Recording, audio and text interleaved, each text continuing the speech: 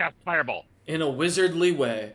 Welcome back to the Cryptic Kabal Monday session, Season 2, Session 36, The Journey to New Lands, Part 4. Can you believe we've made 4 of these? Last time we left off, the party had been about 3 weeks prior dealing with the end of a major conflict, a fight that was almost two-pronged and turned out to be quite prosperous for the party. With them cleaning up the last of the two mana wars that had come after them, the party ended up splitting their loot somewhat, or originally had planned to split their loot with the other pirate crew of the West Wind pirates who had joined with them. However, as a little bit of discussion and comments between the two captains came to be, a realization was brought to light. We'll put it. As a few things came to be noted, the captain of the other ship decided not to take anything personally of value and deciding to instead take off as quick as he could. The party instead finding themselves still bereft about what happened or where and the whereabouts of poor Crump. However, as they had still information to process not only on the realization of Azurus' own past, Mayhel's own past, but also Floorsnap's and Wara's, getting a full bit of a look into each of the players' backstories. As each of them kind of took some time to process that, it wouldn't take them too long afterwards of heading down below and deciding that they were, instead of going to the primordial emporium of the with the Genasi lands, to instead to head towards the Crystal Giant territories, with more of an interest in focusing on the heist that they had been teased about. The party made a decision over drinks, and as such, Crump managed to appear. However, as Crump appeared and confirmed to the party that he had been kidnapped by some figure after supposedly being launched off the ship with Wara, trying to assist with the whole situation, the party learned that there's a bit more depth to the game that they're playing with their new backer.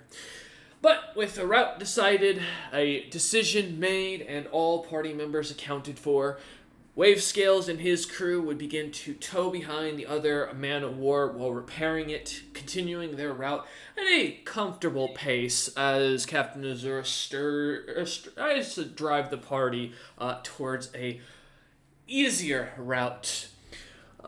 We return back, having been on the seas for about 3 weeks, Vicarette having managed to create a magical item of their own while her children are working about the Red Lady, kind of keeping it up and running for the most part. The rest of the crew on the new King's Mercy seem to be kind of settling in, though many of the giants do not seem to be fans of the captain. Few seem to outwardly grumble or do anything for the time. But in the last 3 weeks, time has seemingly gone quite peaceful, being able to relax, rest, and kind of recuperate between the battles. We return back to the year 65,008, the month of the harvest, or July, and it is on the 4th day. As you all look up, a clear, sunny sky above you, a nice, balmy 75 degrees with the wind blowing and no clouds to be seen. The sun blaring down, and it looks to be a decent day, or at least that was the case until where we left off. As you see, not too far off, about 600 or so feet from you at this point, a massive mana war, standing nearly as tall as the King's Mercy, however the front being slightly shorter, allowing for a large, what you first see, almost unicorn-like horn of barbed and terrifyingly messed up metal, as designed into the shape of a mockery of what a unicorn's horn is supposed to be. The few signs of what looks to be some wood kind of hanging from it from this distance are clear even now. what looks to be a large jaw-like opening on the mouth made of solid bronze and iron, something seemingly in the center of it that doesn't take you much to realize seems to be some sort of battlement in the distance. As the rest of the ship seems to almost sail comfortably upon the waves, her large and almost glimmering iron bottom seems to give the sea around her a bit of a sparkle as she continues through. From this distance, it looks like they're heading straight for you lot. And as there's no other ships at sea, it seems to be that you are an open target. As we return back to the four of you looking all over the deck, seeing this, Crump kind of standing on or right beside you all as you look on. A couple of the Frost Giants waiting for orders as they look to Captain Azurus for confirmation. Can I see think if it's, spot a flag? What was that, Warren? Can I do a spot check to see if I see a certain flag? Yeah, give me a spot check. I think they made that thing lightning proof, because it looks like it'd be pretty weak to lightning if they didn't. As May mentions this, and with a 24, you see what looks to be just a simple black flag with a that seems to be completely empty of any insignia. Wara, you've never seen something like this before.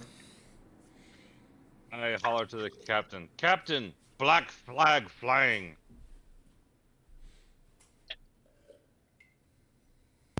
Probably a really stupid question. Does this look familiar at all to me? Give me a knowledge history, see if you recognize it.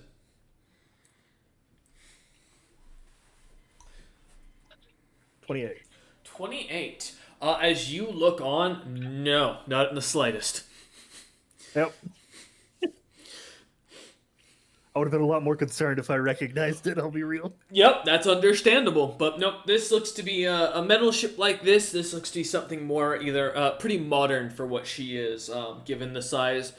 From this distance, it's hard to tell, but you'd probably gather she's probably got maybe 20 decks aside if she can support it.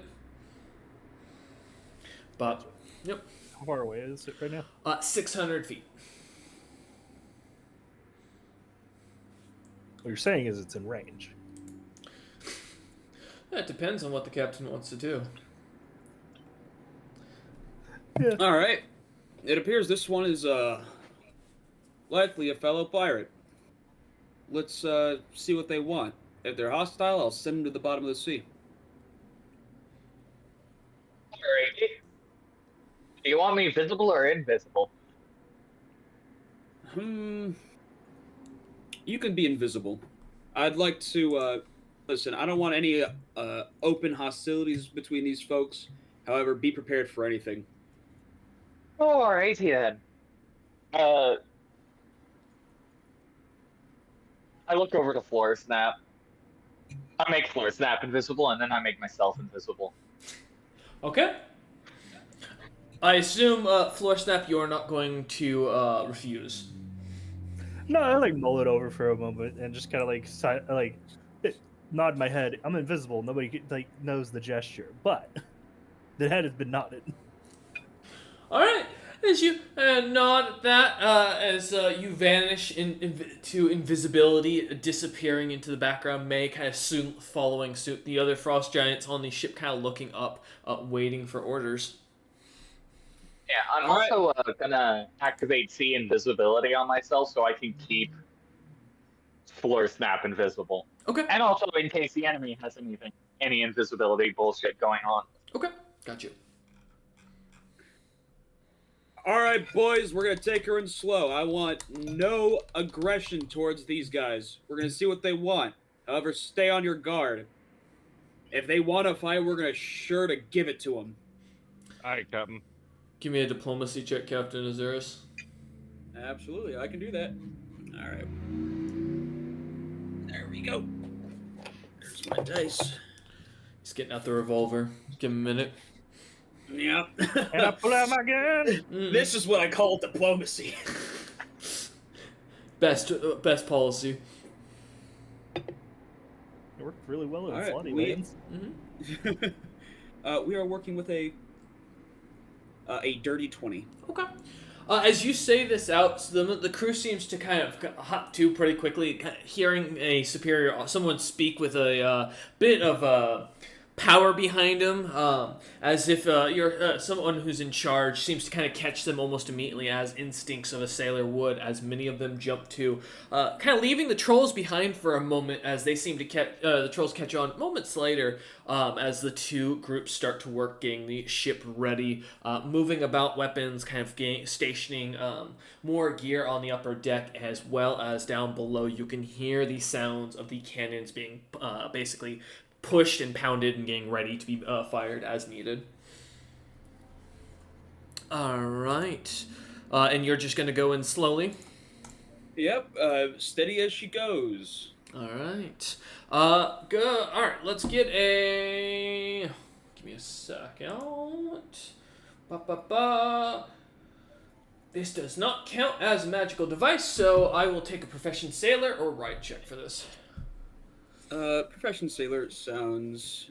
they're actually both the same, but Profession Sailor would probably be better for this situation. Okay. Can I assist on the Profession Sailor? Sure.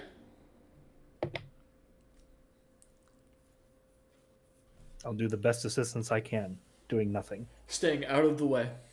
25. Nat 20. Nice.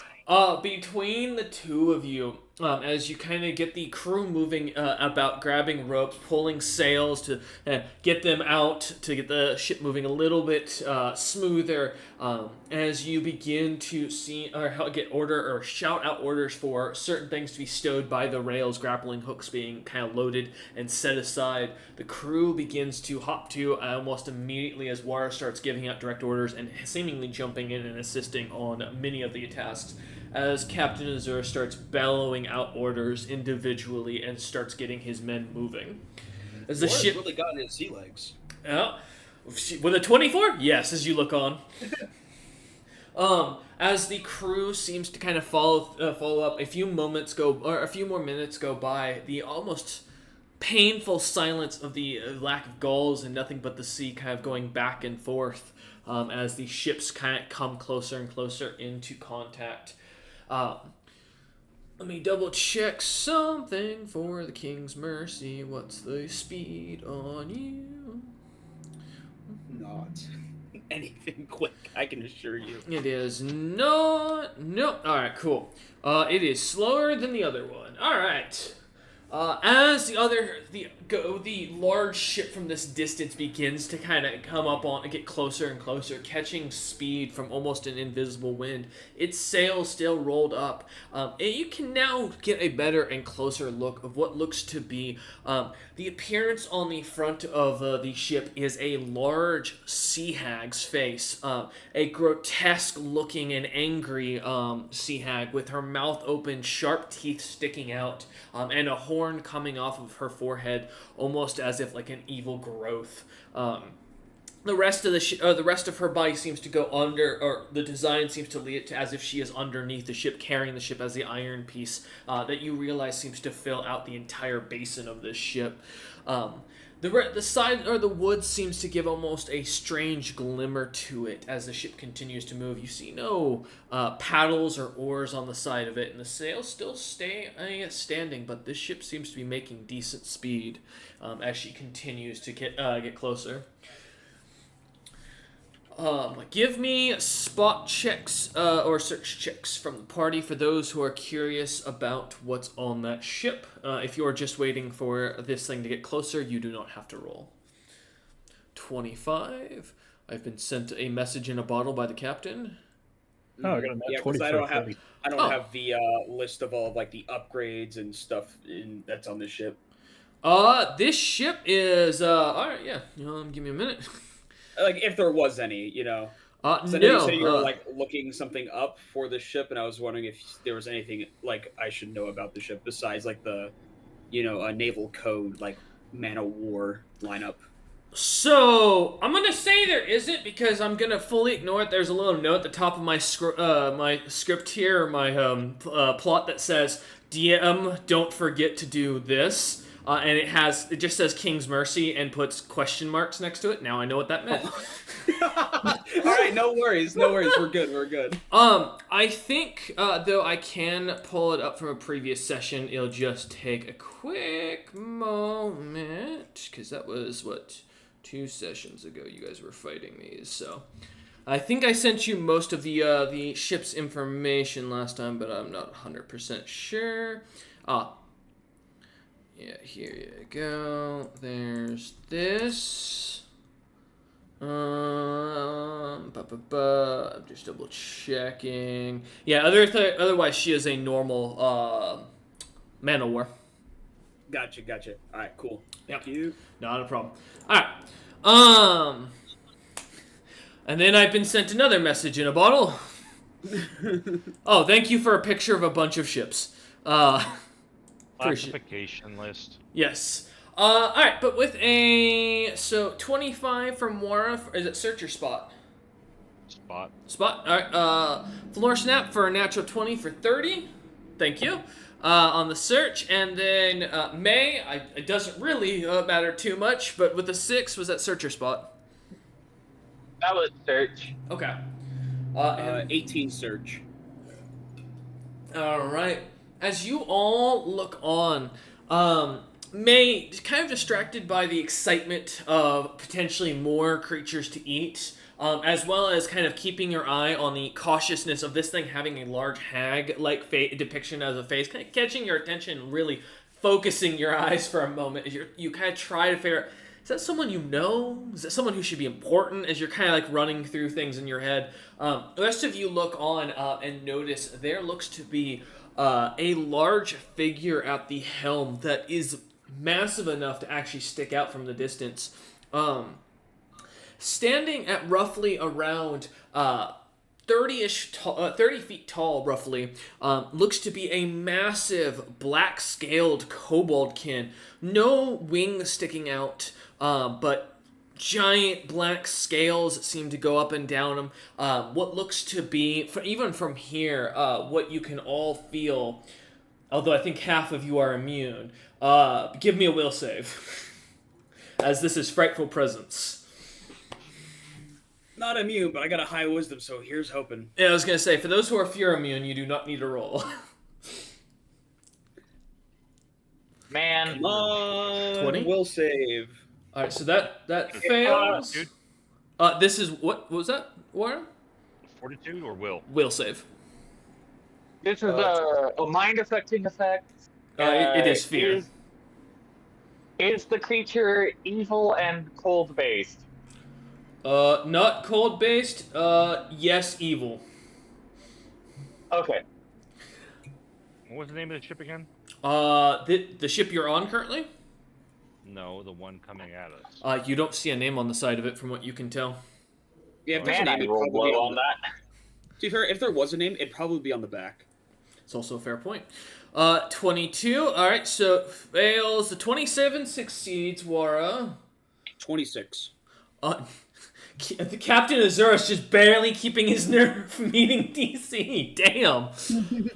Floor Snap and May, for the first time, you're finally feeling a little shiver down your spine. This might actually be a dangerous fight coming. That there is a creature on that ship that actually has some power. Which I imagine a Floor Snap is actually probably a frightening concept because of his own experiences, but to the rest of, or to the other two, Wara and Captain Azurus, as you look on, you see as the rest of your crew is shocked and almost still, frozen, unable to move. Thankfully, not being able to see Floor Snap or May, you cannot see the fear in their own eyes. But as you look on, they are stricken. Men, I understand. Steady as she goes. Keep your heads. Aye, Captain. They seem to go about their movement, but do not seem to really do it with any enthusiasm, as many of them seem to be eyeing the ship wide-eyed and watching. I stand there defiantly. As you, Hell yeah, Wara! Let's go! As Wara looks over and starts yelling out tasks standing there, trying to yell motivation to the men. Wara, give me a diplomacy check. Oh, shit. I'll take intimidation if you'd rather scare the men into working faster or working better. Be more of... Listen, Yes. you're scary, but he's over there. I'm scary, and I'm right here. Yeah, that's fully. I will take intimidation. So it's the 24 with the intimidation. Yes, it is.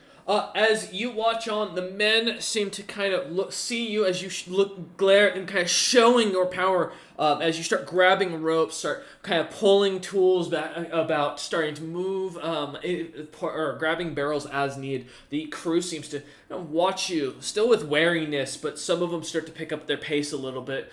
Many others still find themselves almost kind of stood there with fear as they watch on. Alright, where's Crump in this matter? I assume in a corner somewhere, or did he manage to save? Give me a spot check. Or a search check.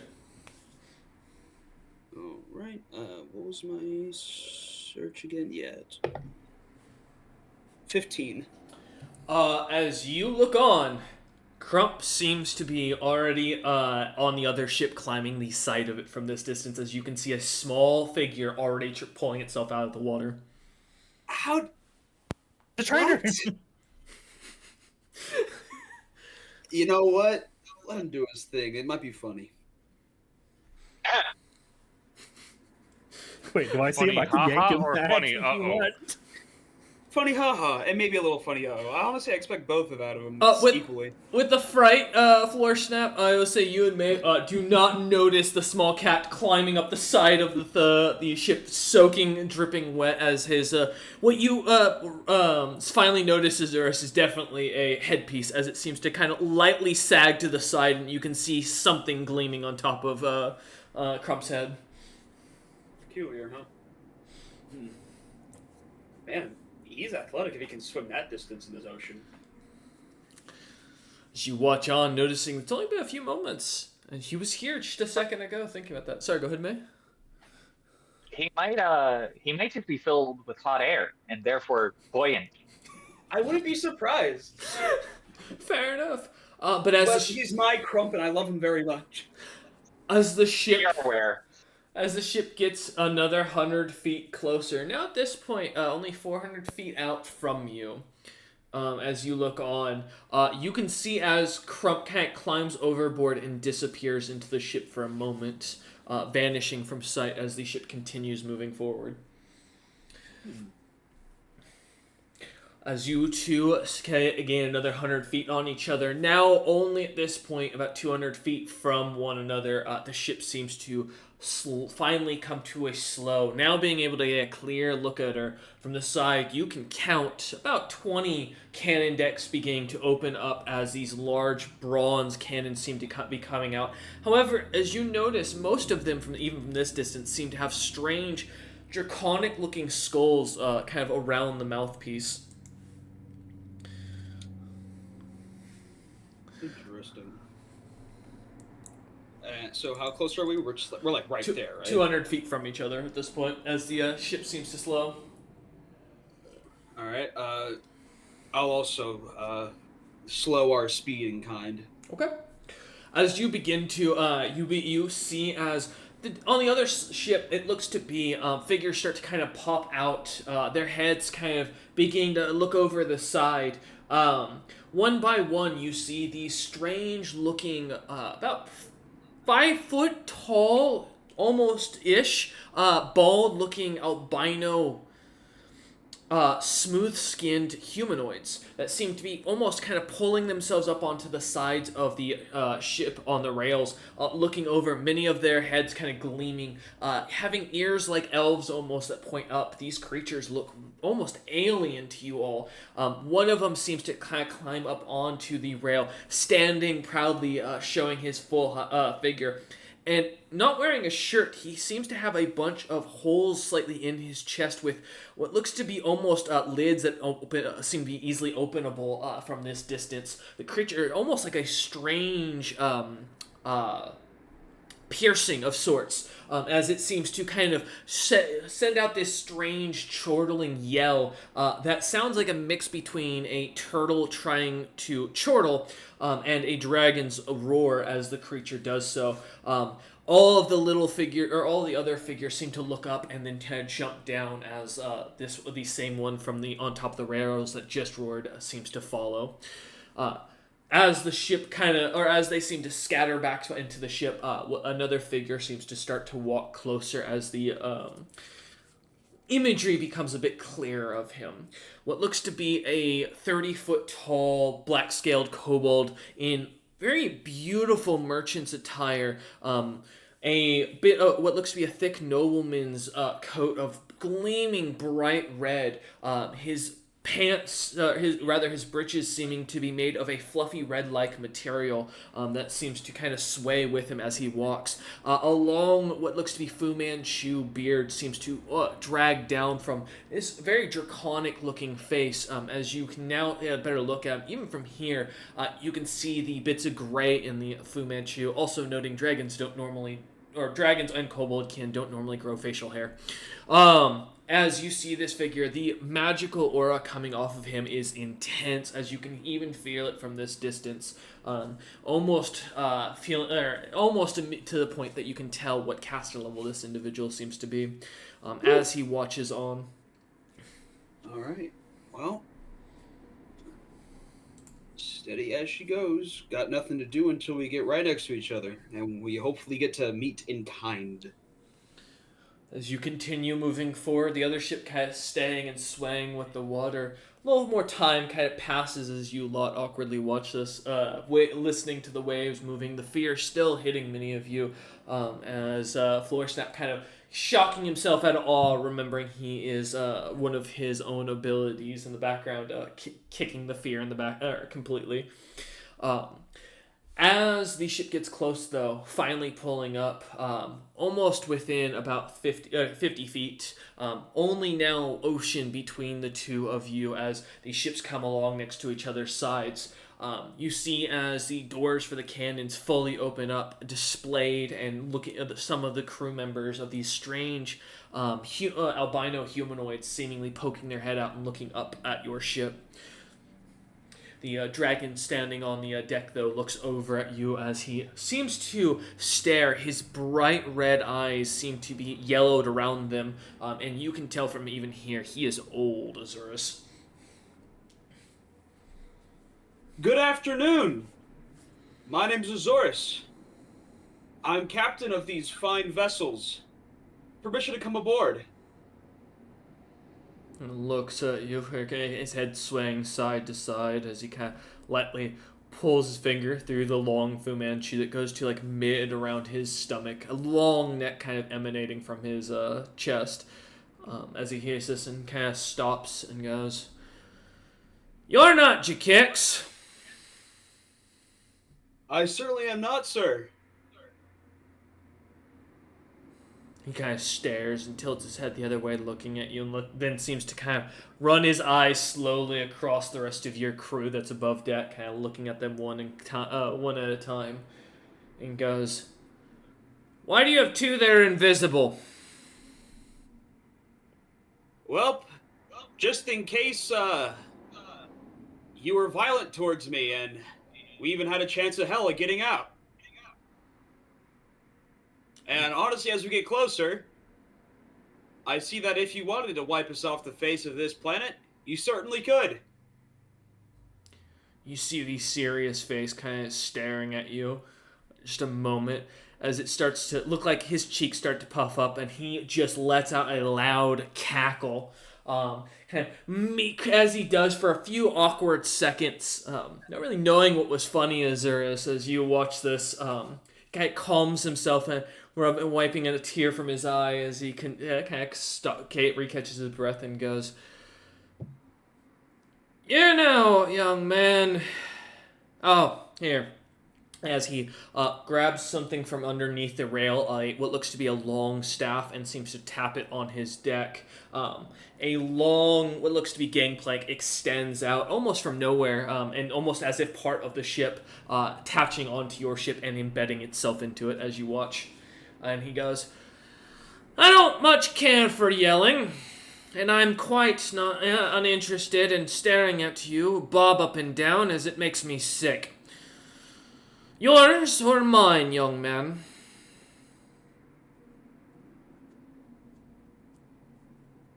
Yours.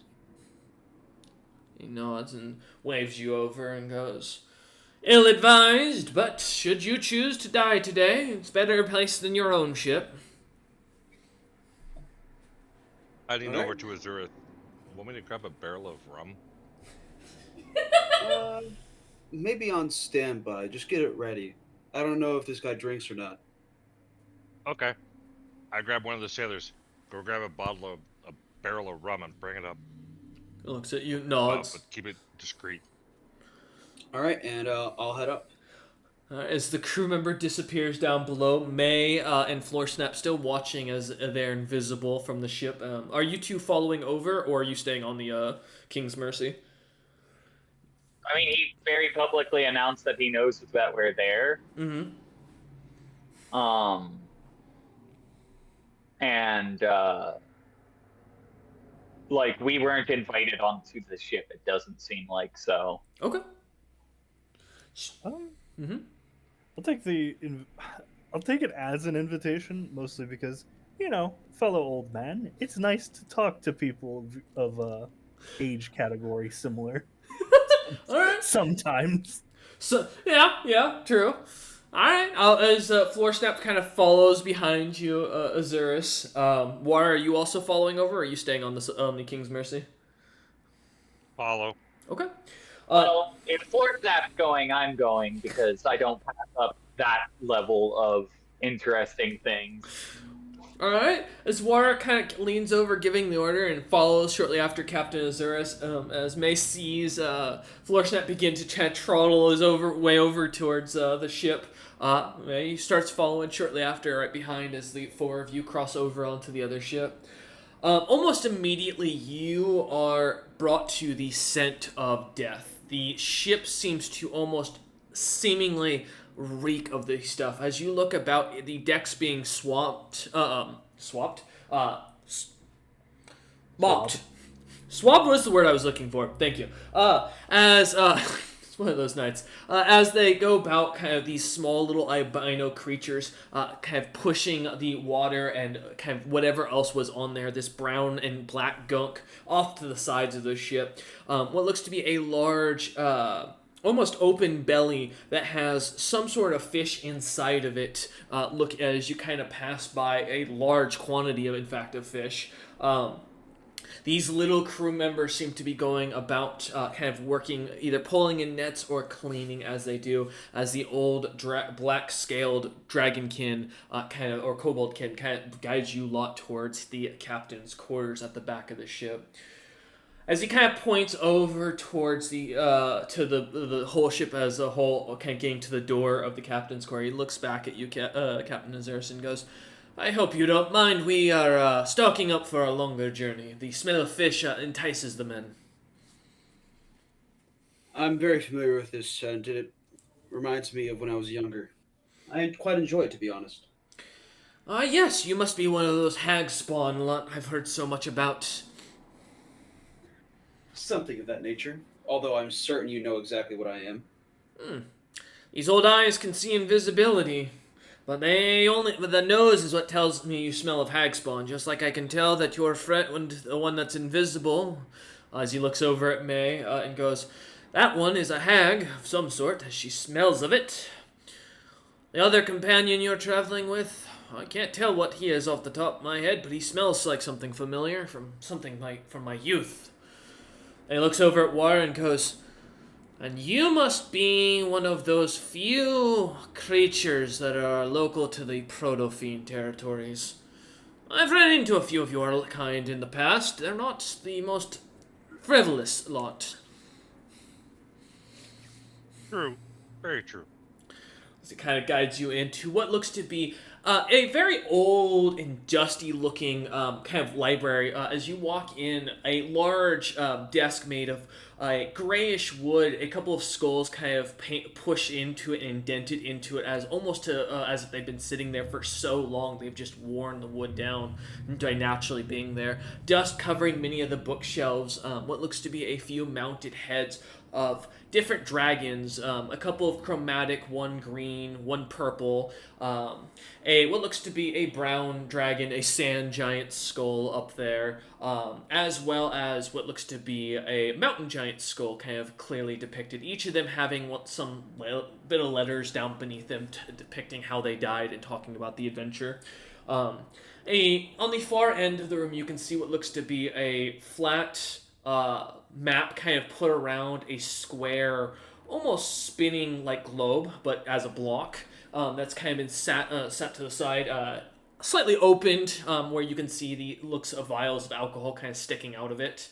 On the other side of the room, you can see what looks to be a full clear alchemist kit, a desk full of vials with little gurgling liquids of different colors, and a few that seem to give off a pleasant smell to the room, making it smell almost like cherries. As he invites you lot in, kind of snapping or smacking his staff against the against the ground, as two chairs seem to pull up from underneath and almost from inside the wood of the ship, beginning to appear one after another for each of you. As he kind of looks about and goes, "Please sit. We probably have much to discuss. It's not often I meet individuals on the sea that can see us." He kind of leans back and takes a seat himself. Of course, I'll take a seat and then I'll ask a really nice question of well, if you don't mind me asking, what is this merry band you have here? You're unlike anything I've ever seen on these waters. Well, that's because, young man, the waters you came from aren't the same waters we're in. Fair enough. And looks at you and goes, "And my name and my crew, well, we're not traditionally something like you lot. We're no pirates. We're no servants of the sea. No privateers, as many like to claim themselves. Nothing but fancy pirates with more gold in their pockets, truly. No, I'm a bit of a different kind of ship captain. I work more as a guide, if you will." As his eyes seem to lock onto you, and you can see the yellowness seems to have a lot more of the veins kind of poking through. His eyes, a glimmering mix of red and orange as he looks on at you. His scales become cracked. Go ahead. But it's not like the same gold we noticed from the others? Or is it very similar? It is not, from what you can tell. This is more like, when I say, the yellow Like around his eyes, it's like, oh, yeah. No, it's more like, he's suffering from, what do you call it? Jaundice? Jaundice, yes. But his eyes still maintaining this orangish red color to him, so. Are you a ferryman? One could call me that. I was in the ancient days. I still am, probably even now. Although not many come this way anymore. Interesting. Not many people dying at sea? Many, like yourselves, manage to die constantly at sea. It's almost a normal day-to-day, but I don't guide souls that die at sea. That's another being's problem. So, Just to be clear. Yeah, man?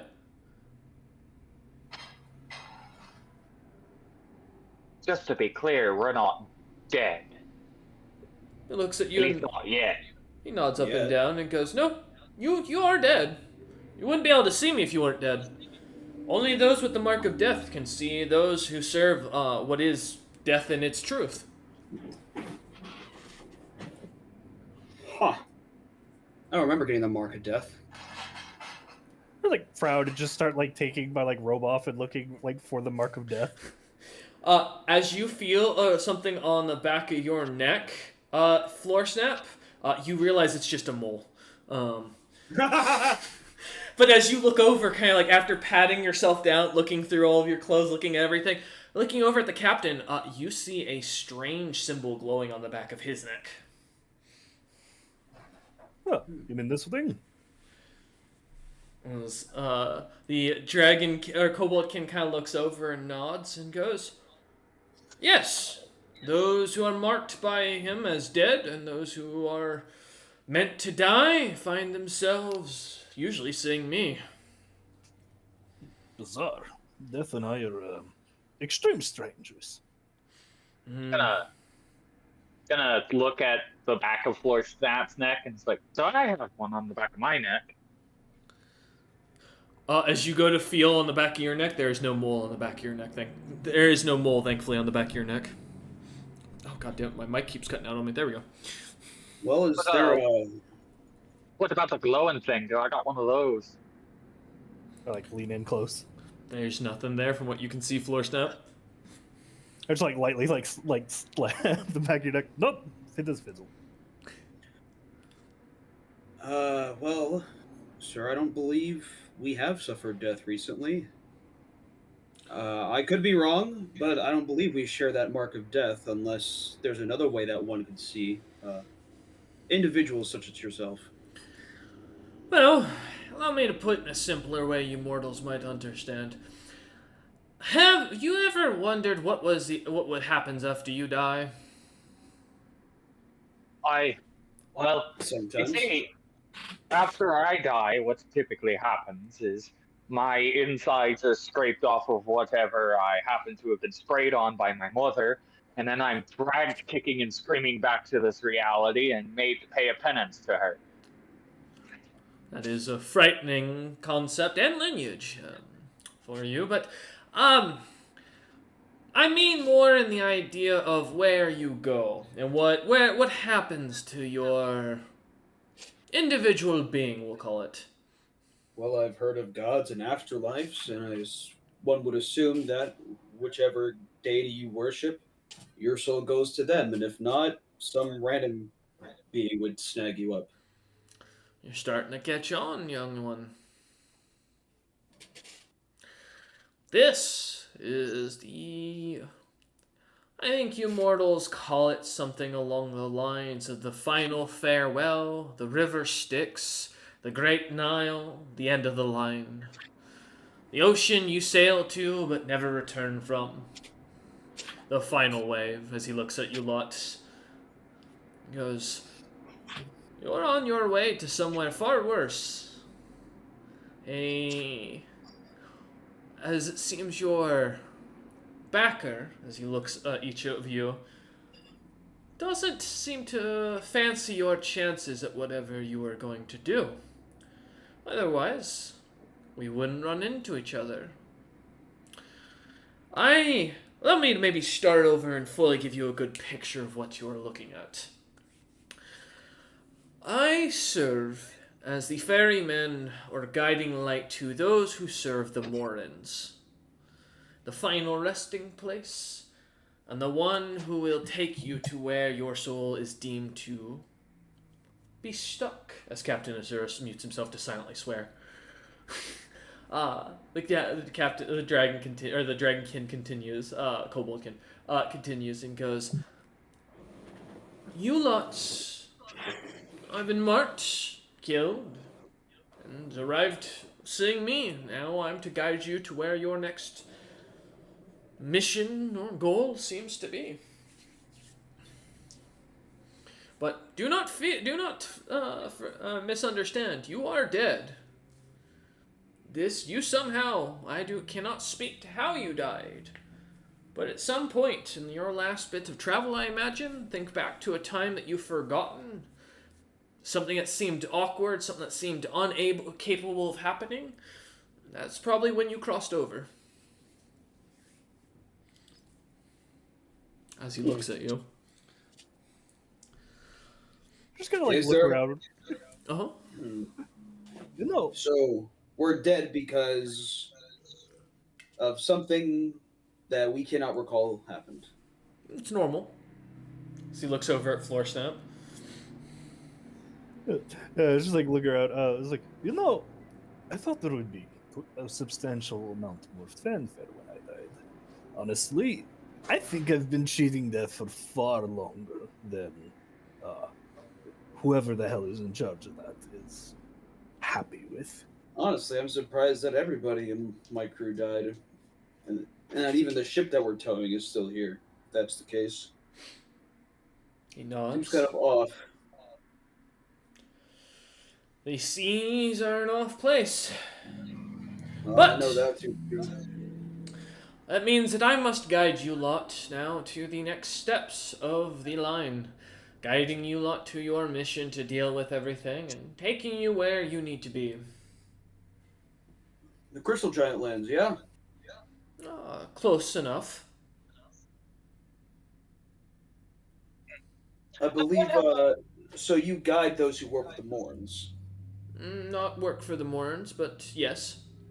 At least deal with them. He Hmm. nods. What do you know of the Dark Continent? It's probably if you visited there where you died, I'd assume. Many souls have vanished from there. Many of those with red eyes enjoy the taste of those who managed to get themselves killed, never letting them leave. There's a lot to learn about the islands, but very little I can tell you that will make any sense to you. So, what happens when I get revived here? You think you can be revived when you've passed on like this? Oh, I'm sorry, but I wouldn't be seeing you if that was the case. Oh, so your heart is gonna get ripped out by my mother then. If she is such a being that can do so, then most likely. Wouldn't be the first hag to steal my heart, won't probably be the last.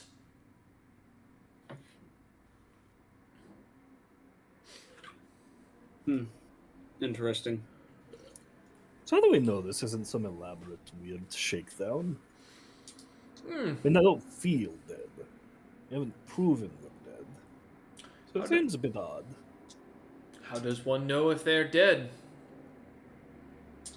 Like, put a hand over, like, my chest, like, in an odd place that is blatantly not where your heart is supposed to be. Mm-hmm. Like, check is like if it's still beating, and then check another place. Like, do it like 3 more times. Nope, all 16 hearts still beat. I think.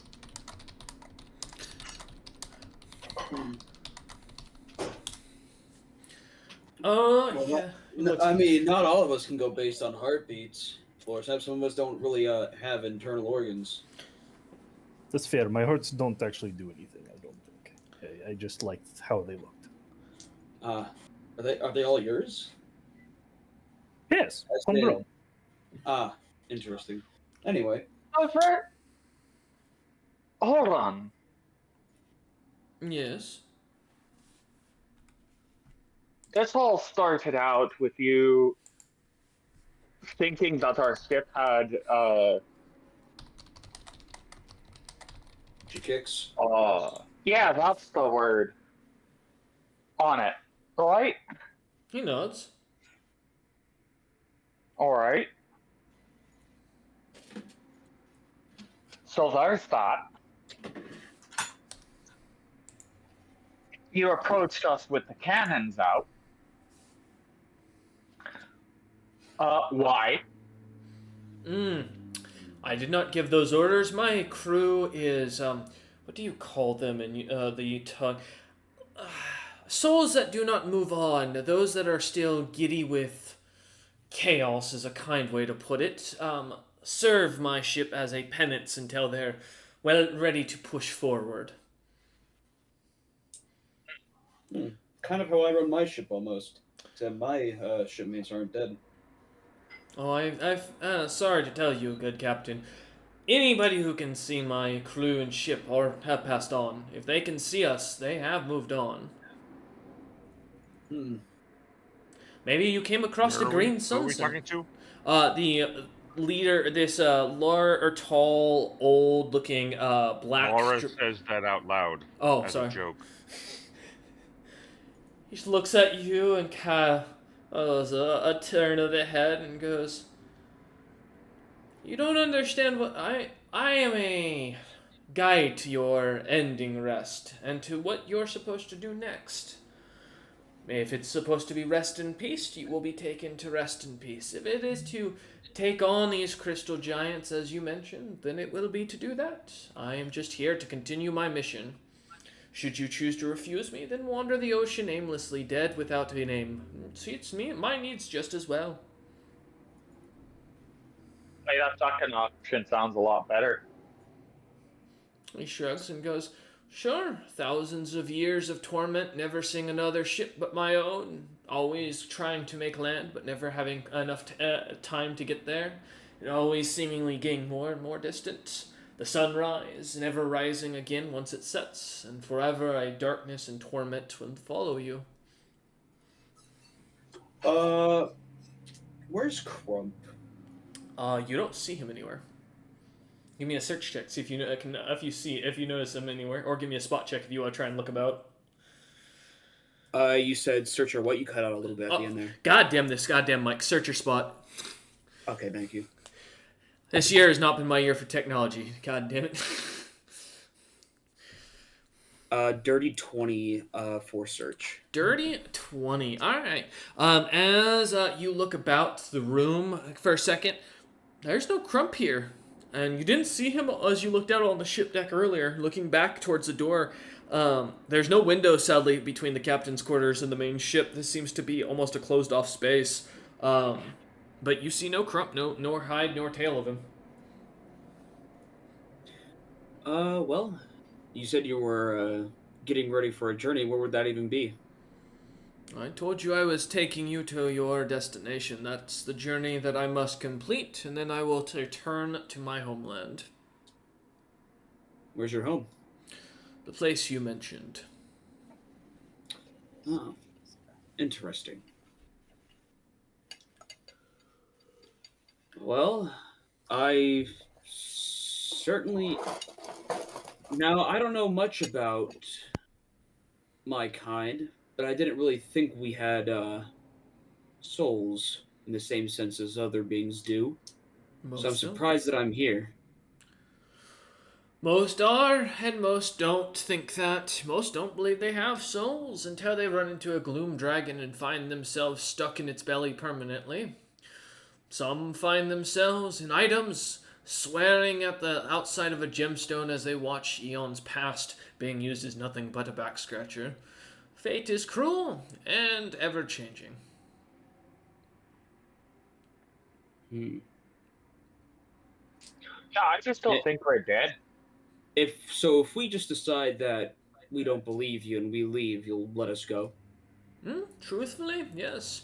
Look out into the oceans, you'll see nothing out there. The sun will set, and that'll be the last time I can ever visit you again to take you on.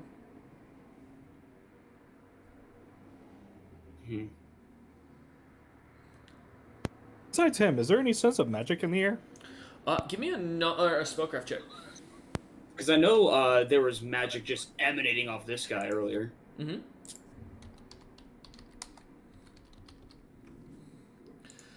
Let's see what... 26.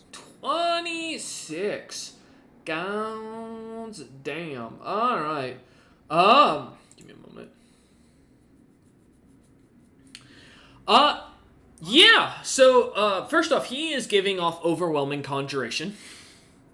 Just for your own knowledge. The rest of the ship is, giving off, pretty much almost an identical signature, to a little less of an extent. As you focus in, though you cannot tell what this magic is specifically, the spell seems oddly familiar to you, Floorsnap.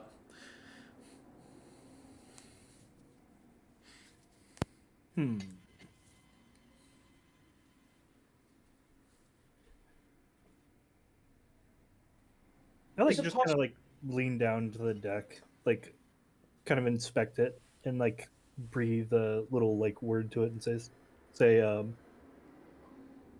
who are you? The captain, or this dragonkin kind of looks at you, seeing you lean down, saying something, seemingly saying something as you move your lips. The ship does not respond, nor does it change. However, the captain does seem to almost immediately lock on to Floorsnap as he seems to lean down and say something that is kind of somewhat faint to catch as he looks back up at Captain Azuris. Well, let's say that you are telling us the truth and we are dead. How are we to get back to the land of the living? Hmm. Two ways to my understanding: steal living soul or body.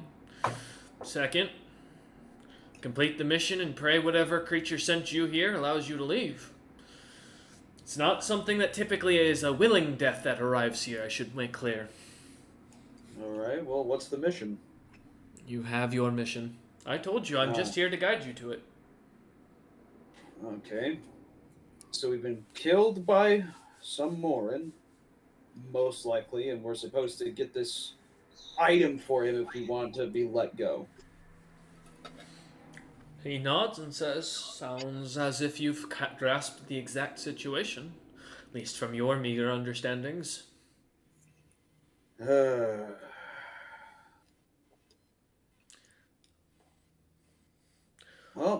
I don't know what I've done to make this Morin think I wouldn't try to do the job to require this form of persuasion. He shrugs and goes, I do not know. I serve what I am told to do, and that is to guide you to the next place. I do all of the Morins share the same gold color eyes? Are you asking us out loud, or is this a out of character question? I'm asking him. He looks at you and goes, no, most are either red-eyed. Only one I know that has gold eyes, and he stands at the very top of power. Hmm. Who is the one that has golden eyes? I do not speak his name, for I do not wish his wrath upon me. If I'm correct, Royce, was it when the Morin who was talking to us as a frost giant, that one had golden eyes, right? Correct. I believe the mission we were sent on was from the man with the golden eyes. Nods and goes, ah, well, then your mission is what I am taking you on, I guess. Well, who am I to argue with the carrier of the dead? How long will it take us to get to our destination? A few months, but I can get us there much quicker if you would like to take a smaller group instead and leave the rest to follow us. As he gives a kind of a look at you and just like sees to see what you'd say to that. Okay, as he stares on, keeping his face very pokered, not giving off any emotions whatsoever. Forgive me, but I'm not inclined to trust you just yet with my crew. He shrugs and goes, well, you're already dead. Not much more I can do to you. Hypothetically. I'm not sure whether I trust you or believe you just yet. If I wished you dead, don't you think it would have been much easier for me to show up along the sides, bombard you with cannons, and then just take what I want and leave? I don't know if you really wish me dead, or maybe more to misguide. Could be, but then I wouldn't need to put myself within striking distance of your two companions, one of which is trying to, I assume, do much of what you did outside of the city of Nighton. I'd sure hope my party members are smart enough to recognize a being of power. Just like give like you a look like, son, you haven't even seen power. I'm looking at it right now. You yourself were afraid, even though I didn't see it. Just like give like an offhanded wave. It's like, I'm seeing a godborn boy. I don't care. He looks back. I think Floor Snap was just trying to get answers. I don't know what answers or how, but Well, the stars aren't certainly any different from what I've noticed. kind of taps his staff. As he does, you see the wood above him becomes translucent, and he looks up and goes, "What stars?" as he points to an empty sky.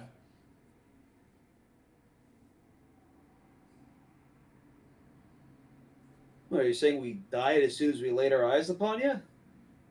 No, you died probably days, maybe months ago.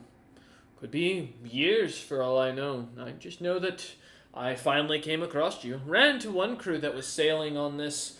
Took me 5 years to find them until I finally ran into them.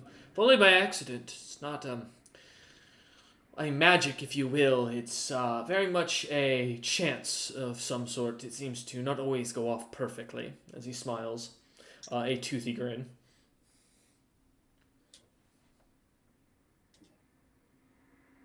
If I remember correctly, I'm going back to the crew. I think it was only roughly 3 weeks since we've last fought that battle. Correct. Hmm.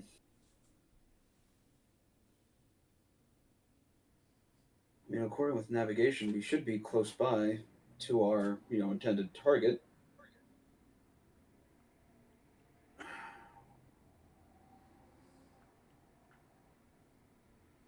I'm inclined not to believe you, sir. I hope this is just some kind of test from our, from the Morans to make sure I don't just believe any Tom, Dick, or Harry that comes my way telling me something. If you so think that you can sail these seas afterwards and wish to chance your crew, it's no skin off my nose. I'll report my findings, explain what happened, and you will forever find yourself surfing the waves around here until you grow bored and, well, my favorite to see is when they try to drown themselves. It never works, but it is quite interesting to watch. Do you know how individuals die, or are you just there to pick up? I am only here to pick up. I cannot see your death, nor can I tell you anything other than the details of your life prior. Hmm.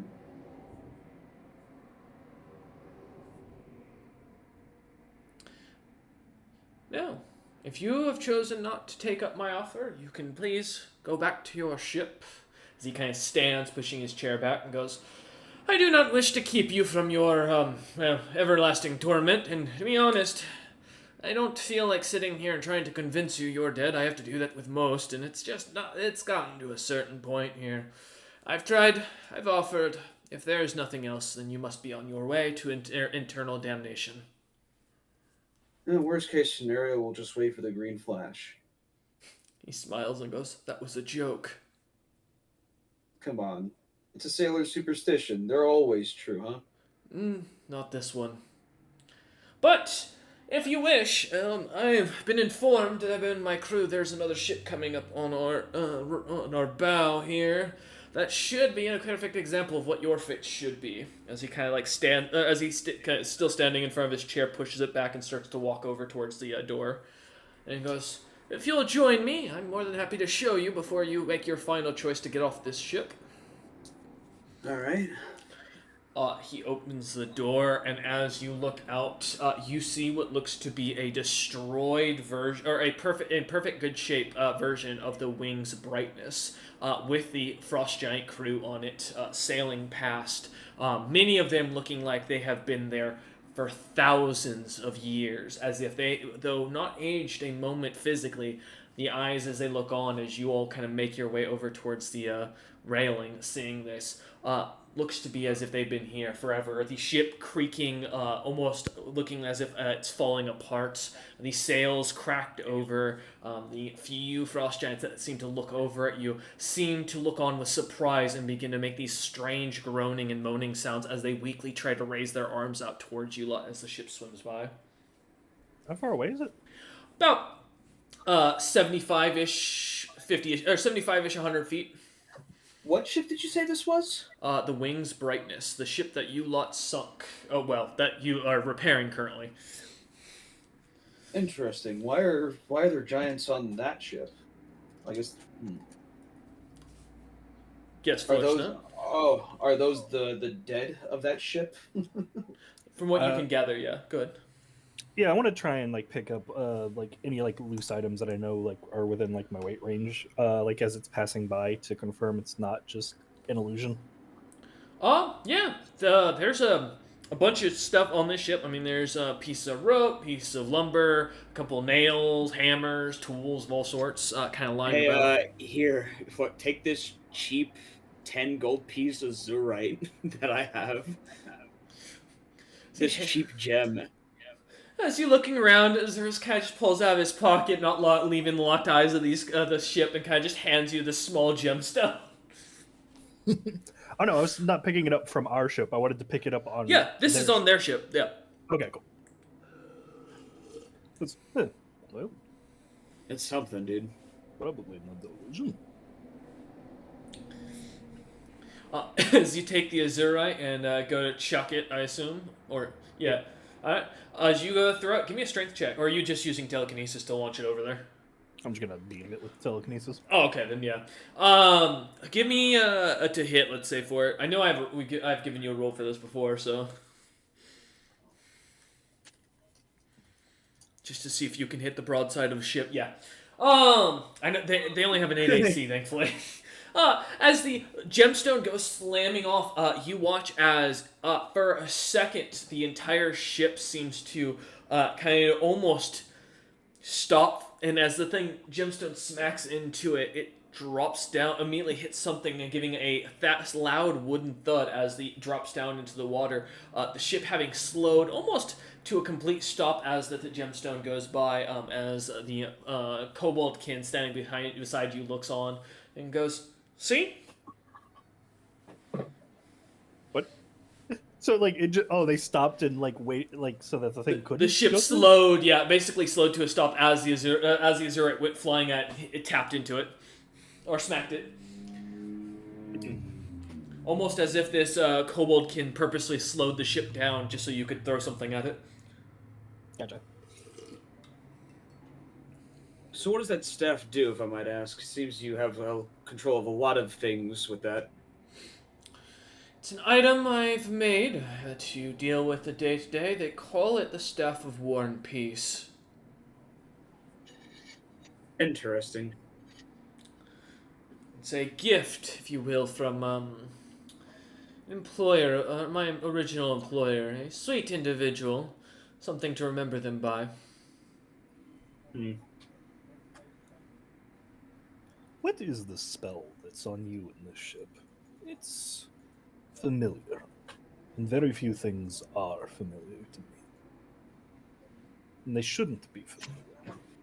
Kind of looks at you and kind of a side as he side turns his head and it's a glimpse his Fu Manchu slightly blowing in the wind and goes,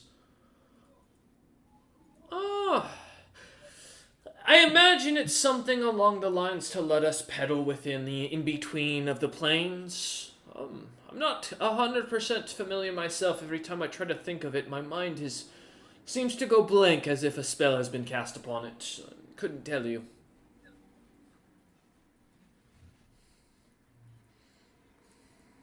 You gotta nod for a moment and say, "This isn't death. I don't think. Not really. It's a demi-plane. It's your little carved little bit of creation." Kind of looks at you and goes, "You would think that if it's a demi-plane, then you should be able to easily continue on your way and move on and leave as if nothing happened, if that was the case. Or if it is an actual demi-plane, that would make me as capable as some ancient sorcerer who had turned himself into one of those evil undead-like creatures. I think they're called liches from what I recall, and building up something to create some huge thing to trick you. Don't you think it'd be much easier just to lightly smack you and just watch as you died?" Yeah, but that wouldn't be that fun, wouldn't it? The modern Enjoy clan it. is very old, and they're very bizarre. I wouldn't necessarily put it past them. He nods and goes, "But I'd put a counterpoint to that. If they are as old and as bizarre as you think, are you not sure they don't have a pact with a creature that could ferry to give them access to gain better positioning for their servants, employees, worshippers?" As he kind of looks amongst the group. Sorry, it cut out a little bit. I didn't catch the first part of that. He said servants, employees, or worshippers as he looks at the three of you. No, I mean like the very part of the front end of the sentence. Oh. The demi, him calling himself yeah. He goes, it's not you, it's my mic, and it's my mic's doing it because I'm about to get.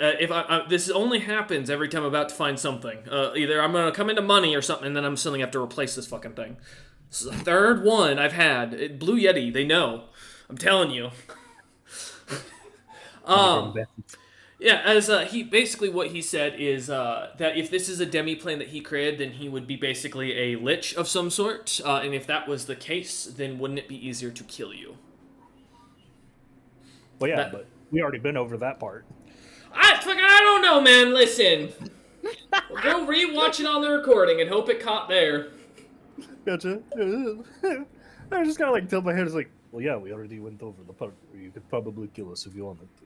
That's not news, necessarily.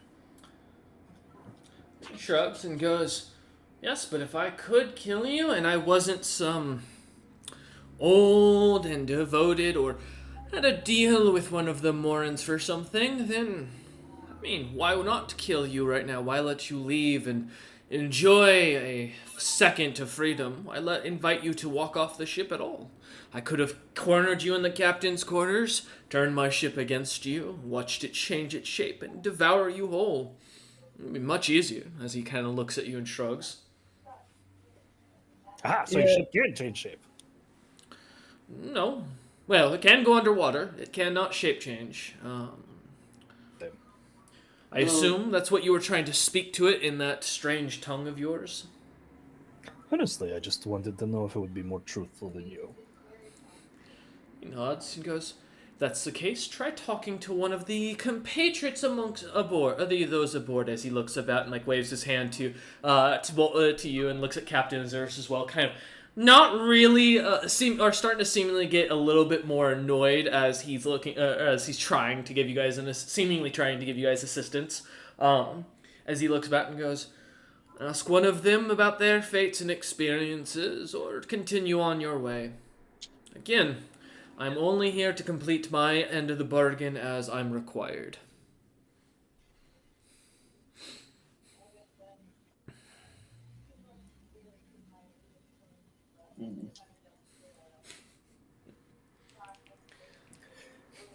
You want It's to a nice line.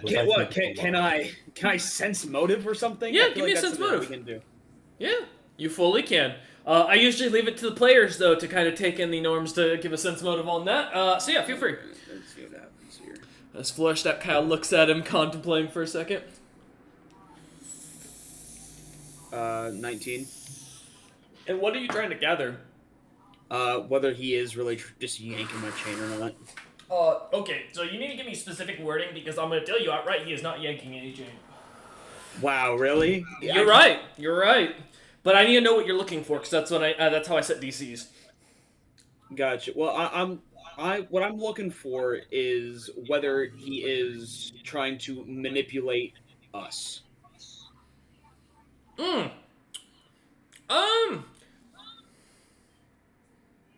As you kind of take a second looking on at him, he's been generally keeping his face pretty much lacking in emotion. His annoyance is being the first emotion he's shown since you've met him, other than, of course, the laughing, cackling he did. It seems as if he's trying to get you to go somewhere. It does definitely feel like he's pushing, but it could also be this is an individual who does this for a living, as he's described, and this is just becoming something of a routine annoyance that people just don't trust him. It's kind of like being a cop and saying, hey, don't go in there, there's a murderer in there, and then the little teenager still running in there willingly past you, and you're like, what the fuck did I just say? That's best you're kind of getting. This guy seems to be very good at keeping his emotions very quiet and to himself. He is not giving much away to you from what you can tell. So.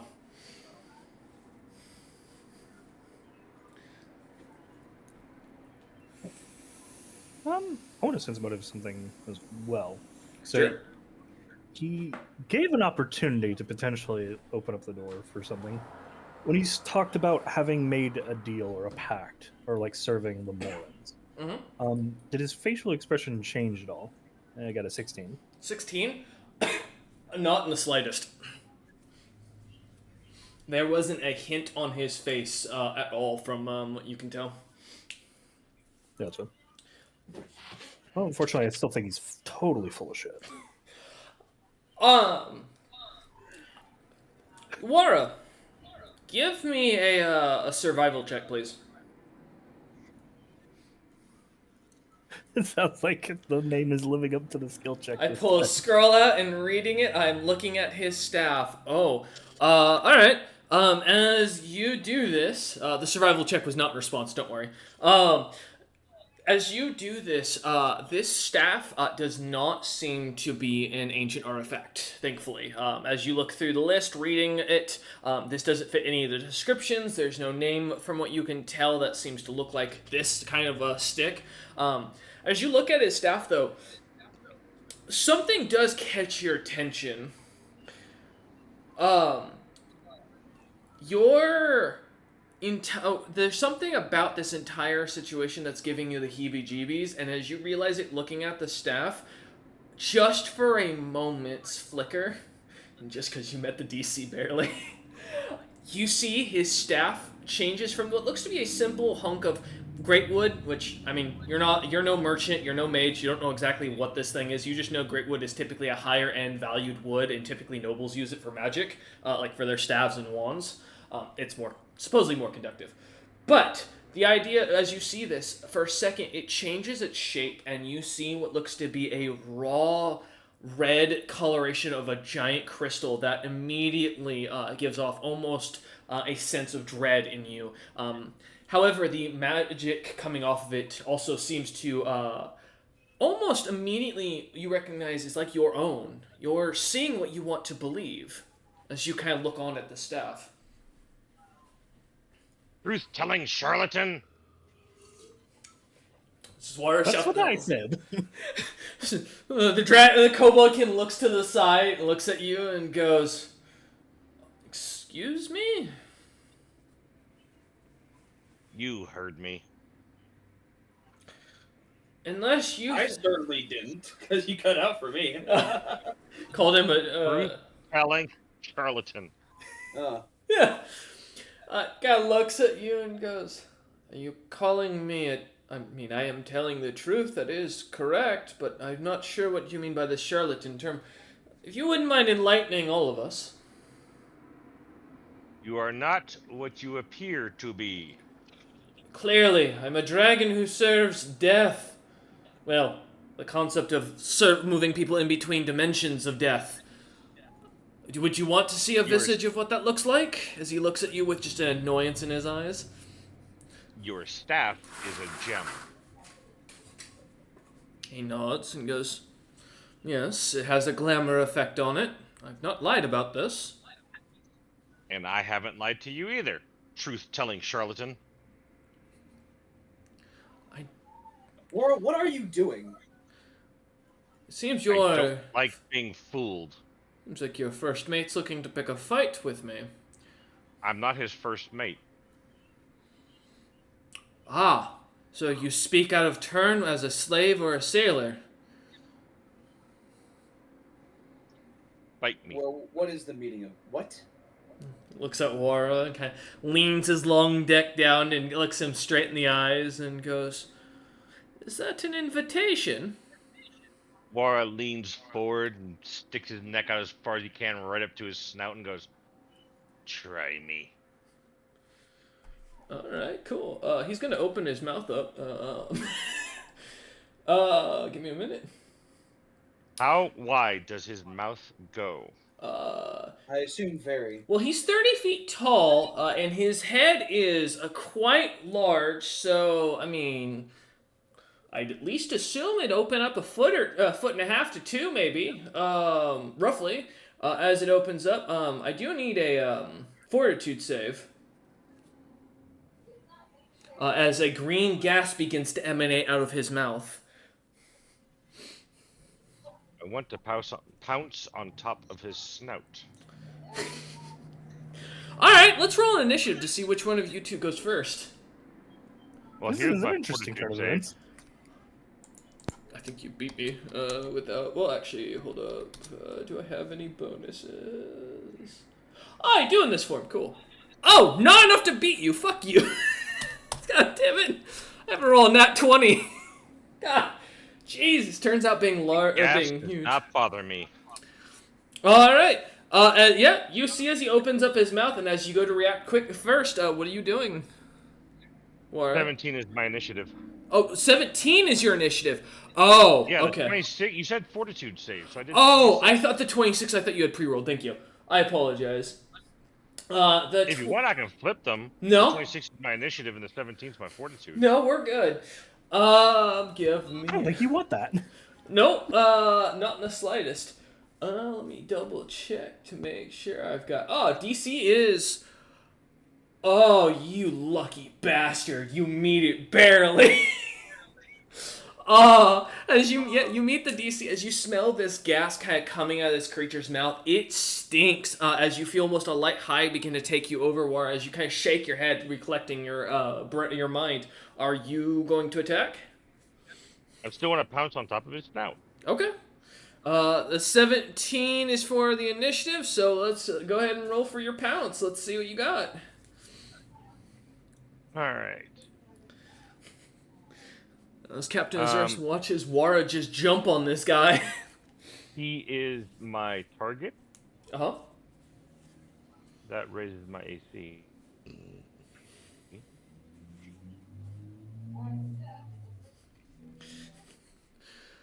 That's the sound 26 to hit.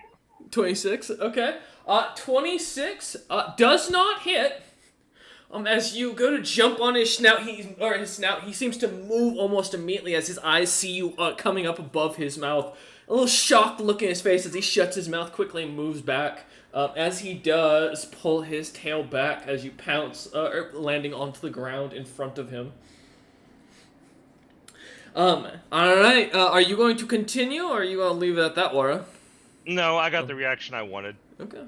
As he looks over at you, he kind of pulls himself back a little kerfuddled and kind of looks over at you, Captain Azurus, and goes, I think you lot are best to die in here on your own at this rate. I don't think you need my assistance in the slightest, if this is how your crew acts. Yeah, they do what they can. Well, it's been an honor meeting you, and I hope our next meeting comes a very long time from now. I cannot say the same about you, good sir. You are the lacking in every category of gentleman and piratehood. As he just gives you a glare as you kind of saunter over towards the gangplank that's still kind of keeping your two ships attached to each other. No, if I was such a shitty pirate, I wouldn't have these vessels. As you get halfway over, you hear come back from the individual, the dragonkin, and him go, Oh, I wouldn't worry about that for much longer, given your experiences. You should be meeting exactly what fate has planned for you soon. Fortune favors the bold, dear friend. And fate does not have mercy upon you. I Fate's a strut to the crock of gangplank. shit. Mason, go over. What was that? I strut to the gangplank across, Mm-hmm. Go. and I yell back, "Charlatan!" All right, Wara, come on now. You floor step. You don't have to type. You're good, man. Oh yeah, it was. Oh. Yeah. No, you cannot. However, if you want to do a sleight of hand check to just try and grab something off there, feel free. I do a spot check for Crump. Yes, please do. Nah. May's hoping that they'll be left behind. What was that, floor snap? I got a 15 on sleight of hand. As you kind of find one of the coarse brushes, kind of seeing it and noticing it's made of a refined boar hair, which is rare to find because I mean that's an expensive waste of money.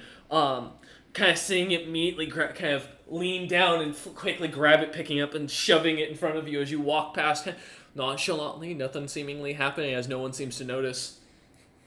However, you do notice the brush on the back has a unique mark that, as you kind of cover it with your hand, trying to keep it out of sight, kind of leave it at that. Nice video, Azurus. Yeah, that was supposed to happen. Yeah. As you grab that, Wara, as you look about, Floorstep kind of hiding this thing, May following up behind. Wara, as you kind of head over the deck last, yelling out charlatan as Azurus watches on and telling it to speed it up. As you come over looking about, you see Crump standing on the other deck, just looking about innocently as he seems to be pretending to scrub a railing that clearly he's been scrubbing for a minute because there's starting to be a circle of paint missing. On our ship or the enemy ship? No, on the King's Mercy on your ship. Okay. Good work, Crump. He smiles a very horrible grin as if he's just seen something he wasn't supposed to and gives a thumbs up as he continues with the other hand doing his wax on, wax off. All right, men, we've outstayed our welcome. Let's head out. The Tell the gangplank. one crewman at the gangplank, take the rum back down. He nods sadly, going back down as the gangplank retreats back over to the other dragon ship. As you lot continue past, as you do, Wave Scales kind of watches on as he follows behind. A few moments later, kind of seemingly flying his way over, swimming his way over towards your guys' ship. Because I forgot he had a huge swim speed, which I recently found. I mean, he is a water dragon because he's Liu Young. Yeah, it turns out they have a pretty good swim speed, I found out. So, yeah. and I had that in my notes for something for a combat thing, so that's why I'm making a note of it now so I won't forget it next time. As he seems to kind of swim over, leaving his crew behind to kind of continue pulling the wing's brightness, as well as continue sailing beside you lot, about 50 feet back, of course, keeping a decent distance. As he swims over, climbing on board, as you lot begin to kind of get the ship moving and get ready to go, the ship takes off with a decent speed as you lot start kind of continuing towards the same direction you were going, heading east. Crump kind of seemingly kind of beginning to walk over to you, Captain Azurus, Wara, and Floorstap, and May, as you lot see the crew get the ship moving, kind of one of them at the helm, as you watch kind of somewhat, not nervously, but more of curiosity to see if this individual is going to attack or do anything, as his ship continues to just sit there as you pass. As you continue on a few moments, Crump kind of stops and looks up at all four of you and goes, "So, good news, great news, fantastic news, because of course it's coming from me. I found something," as he holds out a book that looks to be very worn and weathered, leather bound and with pages kind of lightly packed in there. All right, Crump. What did you find on that ship? "Well, this is a ledger," as he opens it up and like shows it to you and he goes, "Notice the names of each of these ships that are listed," as you see like a couple of military ship names. There's some older ones that look to be all the way back from the days of the Hags, actually having a prominent position in the world. There are actual listed hag ships, like names on there. They're slotty, even demon folk ship names. As he goes, like, continues to flip it back to the first page and goes, "Looks like that guy was a lot scarier than we thought. As he kind of gets a little more bass in his voice and goes, I found out that they've been doing this gimmick for a while. They lure you in, something about death. And then once he brings you back to his stronghold, his personal retreat, his area that he has all the advantage in, he lures you into the halls, drugs you, and if that doesn't work, he'll devour you whole at the entrance. Apparently, he's quite weak on the open oceans, but his domain makes him stronger. Apparently, we're not the only ones who have almost fallen for it, as he points out to a couple of ships that have red X's on them, and he goes, they seem to get away, and it looks like each of ours at the bottom of the list on the latest page, where the next one's up. I don't think he knew anything about the Morans. I think he just could see through your mind." Huh. Oh, and there is a big, ugly symbol down below the deck. No treasure. I did look. He kind of like takes a a little wet towel from the one of the buckets nearby and starts to kind of draw out on the slightly drier deck a loose general design of it and goes, now, I'm not going to put the big symbol in the center, but imagine a giant purple worm in the middle of it as he points to this. Actually, all of you give me May, Floorsnap, and Azurus give me Spellcraft or Knowledge Arcana. Wara, Knowledge Arcana only if you'd like. I'm gonna look at it and go, nope. That's understandable because I don't think you can roll high enough, but I figured I'd ask. Oh, second at 20. Ooh. Here's wow, how nice. Let's see what Jesus. I'm rocking with today, and that is a solid 12. 12. You've never seen this before, Kaz, or Azurus. Kaz definitely hasn't either. Yeah, no. Captain. I have a +9 to my knowledge arcana, so Just yeah. a bad roll. I mean, honestly, Captain Azurus, you're kind of shaken from the whole situation. You're not 100% sure. Seeing these ancient ships, some of these being very powerful historical pirates of great fame that got just disappeared, supposedly due to the mythos of them just being so rich. And now seeing that and seeing that creature did that, kind of giving you a little bit more of like, holy shit, I just escaped the devil's den. Yeah, which makes me far better, and my ego has now increased. Yeah, exactly, totally. But as you look down, kind of seeing this kind of loosely, looking at the book and kind of remembering some of these names, May and Floorsnap. May, you recognize the creature in the center of this spell. You don't recognize the spell circle itself. But this is a historically legendary creature known to be only believed to be a myth and has never actually been supposedly seen or actually created. But some would call this a dream larva.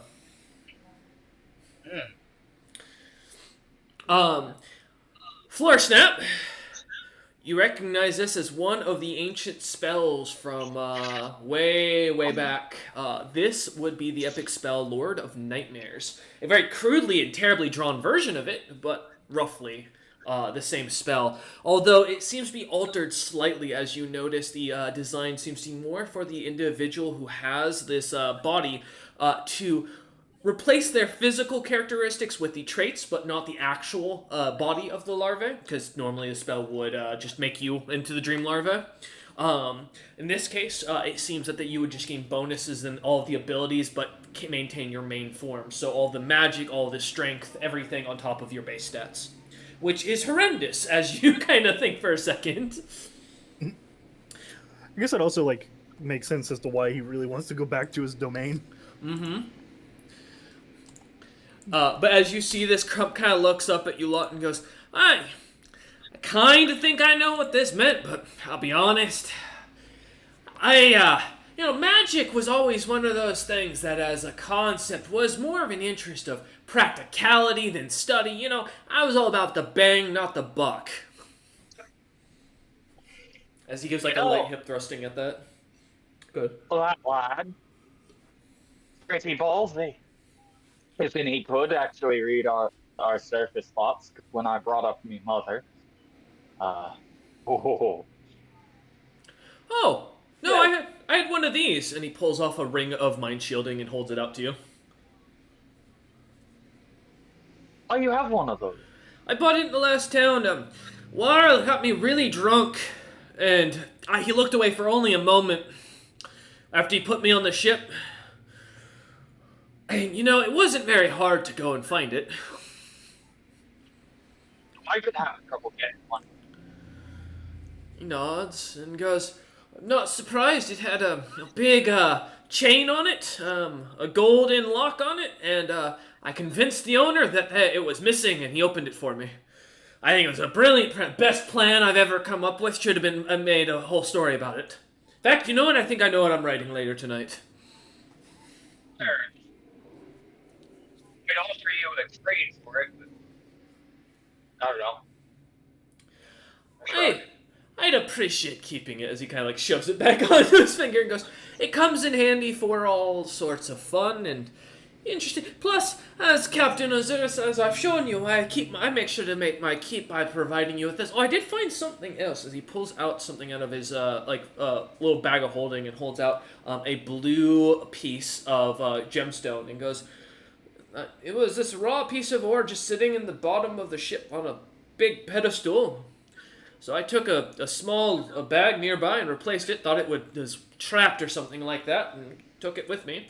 It's not shaped like anything, but I figured, Captain, maybe you could use it. I think it's the greatest stone, personally. I mean, look how it glimmers and shines and sparkles in the light. As he kind of holds it up to you. Give me an appraise check. Yay, appraisal. Or knowledge nature. I'll take either. Knowledge nature might be better for me. Thank you. There should be a knowledge geology, but... No, that's black colored. Don't worry. That would be a... Oh, sick. 30. 30. This is a solid chunk of actual blue lyrium, a blue death ore. Yeah. Oh. You'd roughly guesstimate it at roughly around 25 million gold pieces for the price of a size this large and pure. Go ahead, May. What were you saying? Is there any writing or magic on this, or is it just a hunk of rock? No, it looks like it's unprocessed. Like this was almost completely dug out and it with a pickaxe, because you can see the marks on it that look like where it was picked out of the wall. Well, Crump, would you mind delivering that to Vicarette, please? He shrugs and goes, "Captain, I think maybe Wara or maybe someone who Vicarette actually enjoys the company of should be the one who delivers it. The last time I went down there, she said she'd eat me.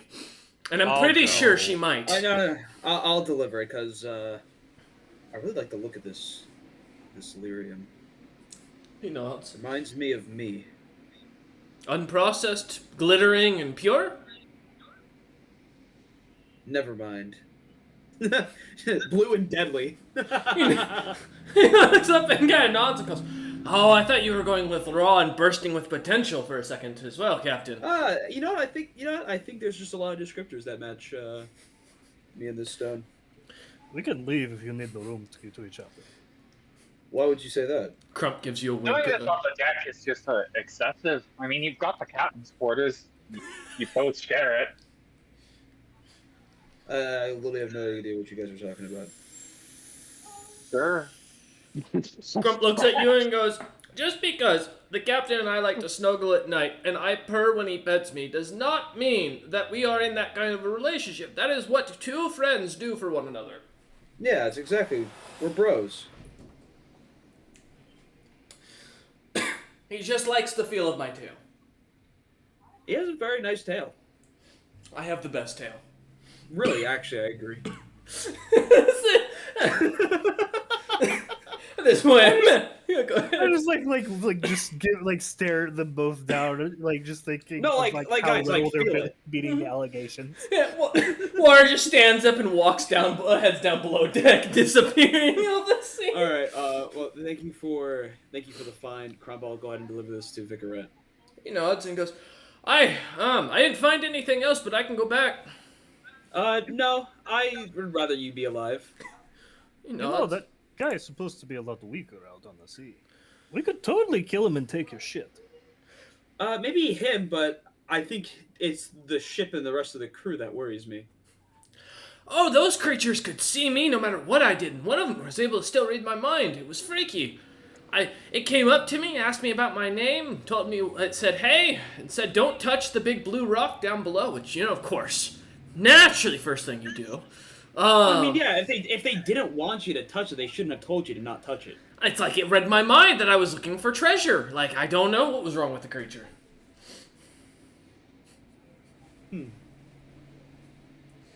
Well, what's the worst that could happen? They could all be illithids in disguise trying and plan to eat our brains and find out Zebrobac's that thing. My father would be really upset about that. That thing there in the center of that cell, that's what's drying up right now. It's a dream larva. That's what that is. He looks up and goes, "What's a dream larva?" Those who want to roll knowledge, nature, or survival check. Let me see. Oh, well, survival is definitely better than knowledge nature. I would hope so. Do I technically know it by virtue of passing the spellcraft? Yes. Which I also sent you the description of the spell if you're curious. Yeah, I did. I was just Okay. double checking if I needed to like roll for No, that. nope, not in this case. A 27. 27. As you kind of think, and May, are you rolling or are you just kind of let Azurus figure it out? Oh, god damn it, my mic cut out. I saw it this time. I saw it. May, are you letting Azurus just figure it out? It was knowledge, nature, or survival. I'm gonna let Azurus Okay. handle it. I don't have either of those. Just making sure. Alright, between Floor Snap and Azurus, the two of you would recognize this creature. Yes. They are epic, evil, and massive. Is the simplest way to put it. A creature of gargantua, or of large size. They are massive worms, literally, or larvae, that are quite quick. Their big issue is that basically they are able to create your worst living nightmare. So everything that you can dream about, or that you would dream about, that would be like the most evil, dastardly things to happen to you, this creature can make, in a sense, happen in an instant. And even worse, it's not an illusion or a phantasm. There's not really an easy save against this for this. So these creatures, for historically what you would know about them, is that they are known to appear in people's nightmares and basically torment them, devouring their soul until they basically no longer can sleep anymore and their body withers away. They're like leeches from the dream realm. And they're fully not believed to be real. They're a myth to most, unless you've actually seen a person suffer from it. As those who've seen these creatures appear, which would have happened long ago, would see them basically almost as these like giant maggots on the chest of the creature that they were inhabiting the dreams of. And it would slowly grow and expand as it devoured your life force through your nightmares. So, in all sense, they're horrendous. And on top of that, they can summon shit. Because as they were known to go not just by themselves, but have Nightwalkers. And for reference, a Nightwalker is, I believe, just a giant undead human-shaped horror. It's 20 foot tall at 12,000 pounds, and literally is just a human-shaped horror. There's no description, so you're thinking like that giant Hecapanthes thing. Gotcha. Well, Thank you. I'm glad that none of us really trusted this man. You We know, were all pretty suspicious. although that would also tell you from that Azurus and Floor Snap, that would also tell you, as I saw that cut off, I am watching my Discord now. Fucking, I swear, after this, I'm restarting my computer. You would know this, that means that you are more than likely in a dream. Yeah, I thought it was bullshit. You, most likely, this creature just came to you in your dream, and that is what happened, in a sense. You are all basically, most likely, sleeping right now. And for Wara, as he starts working on the deck, kind of washing it, getting the symbol cleaned, and making sure everything's nice and done, it's shining to the point where you can almost see your reflection as you go about. All right. Well, I guess we should wake up then, huh? Crump looks up and goes, "Captain, I'm already awake. I'm the wakest man here." I mean, if this is all a dream, then this premium blue death order didn't really happen anyways, and that makes me sad. Do you want me to pinch you? He looks at you and goes, "But, Captain, the dream realm's real. I have a cousin who can access it. We can bring back the rock." All right, well, how do we get your cousin over here if you're telling me the truth? Well, the problem comes into we have to convince my cousin to get in here, which I don't know how that works. We also have to find where he is, because last I heard he was banished below the Underdark. Hasn't returned since, honestly. That was 100 years ago. If we can traverse the dream world and interact with it, then we just need a way to contact people. And you said the dream world was real, right? He nods. Well, okay. I'm gonna pull out a crystal and I'll look at it and be like, "Hey, Zelf." Wait, Hold it up to my ear and see if he communicates. wait, what'd you say? Oi, Zelf. Okay. Alright. I didn't think you'd be go. Oh, man. Okay. Holy shit. Alright.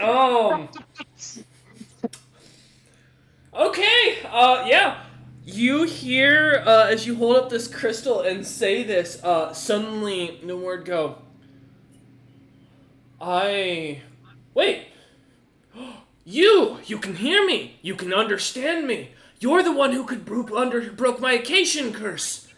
Yes. Oi. Anyways, hello, Zelf. We got a dream larva problem happening right now. Just wonder if you could help us out. Oh, Zelv. Oh, I think it said Belf. My apologies. No, Oh. that's Yeah. correct. Vigorette. Yeah, no, Zelf 100%. thing. Oh, okay. Got you. I'm trying to I have a remember. crystal that lets me communicate with Zelz the second. Yes, Zells. Oh, yes, I remember now. Yes. Okay. Thank you. All right, now I remember who you're talking about. Oh, sorry, wrong number. Yeah, wrong number. You know that back of it. As you hear Zell's answer and go, wait, are you? Oh yes, the ones who came to my party. How is Floor Snap? I got a dream larva problem. All of us do. Oh, that's unfortunate. I mean, I could probably get you out. Yeah. What? We need to get someone to wake us up, and also if you can help us transmute things from the dreaming to the waking world, that would be lovely because we've got lovely gems.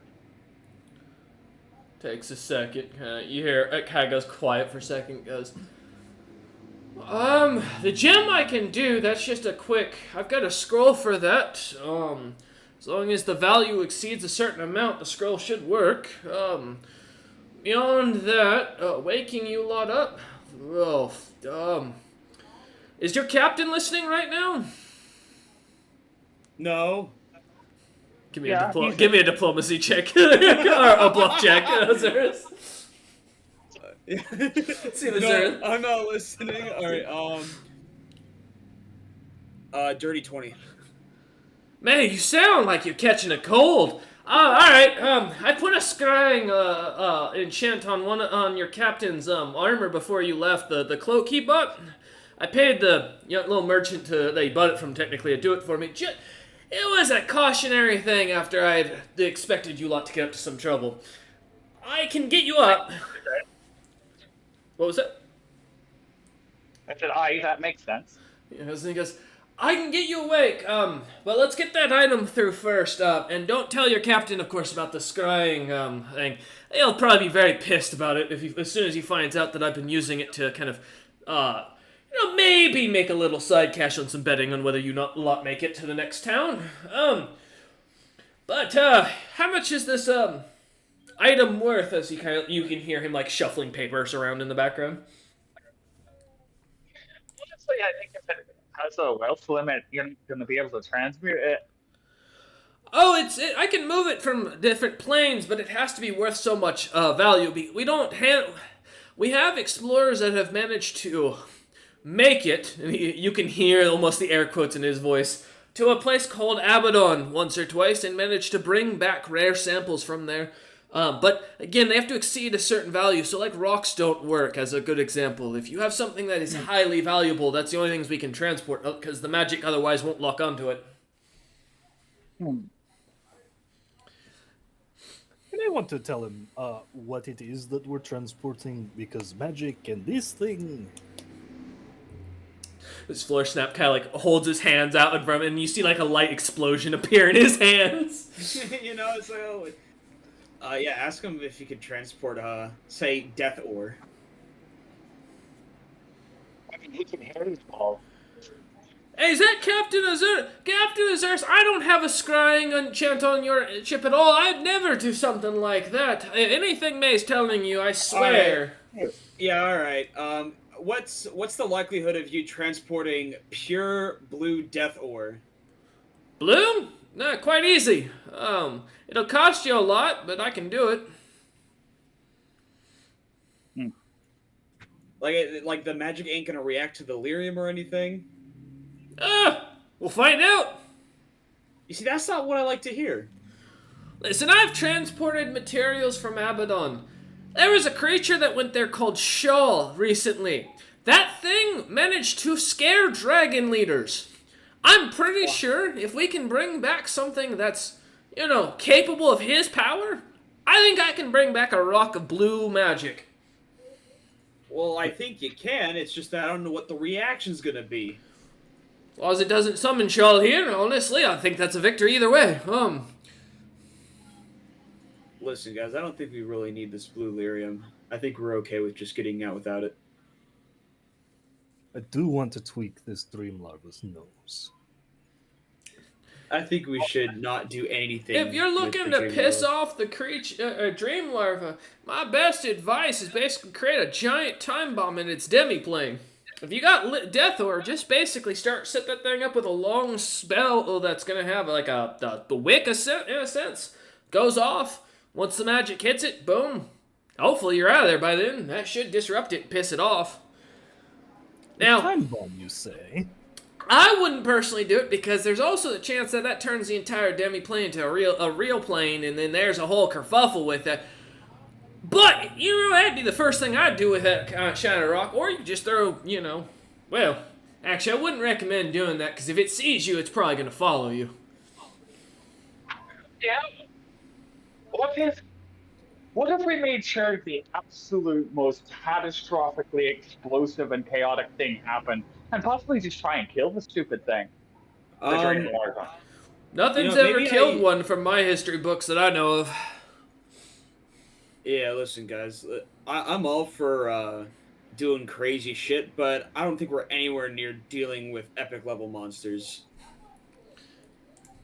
I side-eye floor snap for like a brief moment, and I look back and I say, well, what I was thinking was we could have that the big bug glass downstairs and floor snap work together to weave up some horror. It'll take time to do this, right, my good friend? And I'd like to attempt to pass like a secret message with the fucking, or like convince him to potentially lie to Azurus, if possible.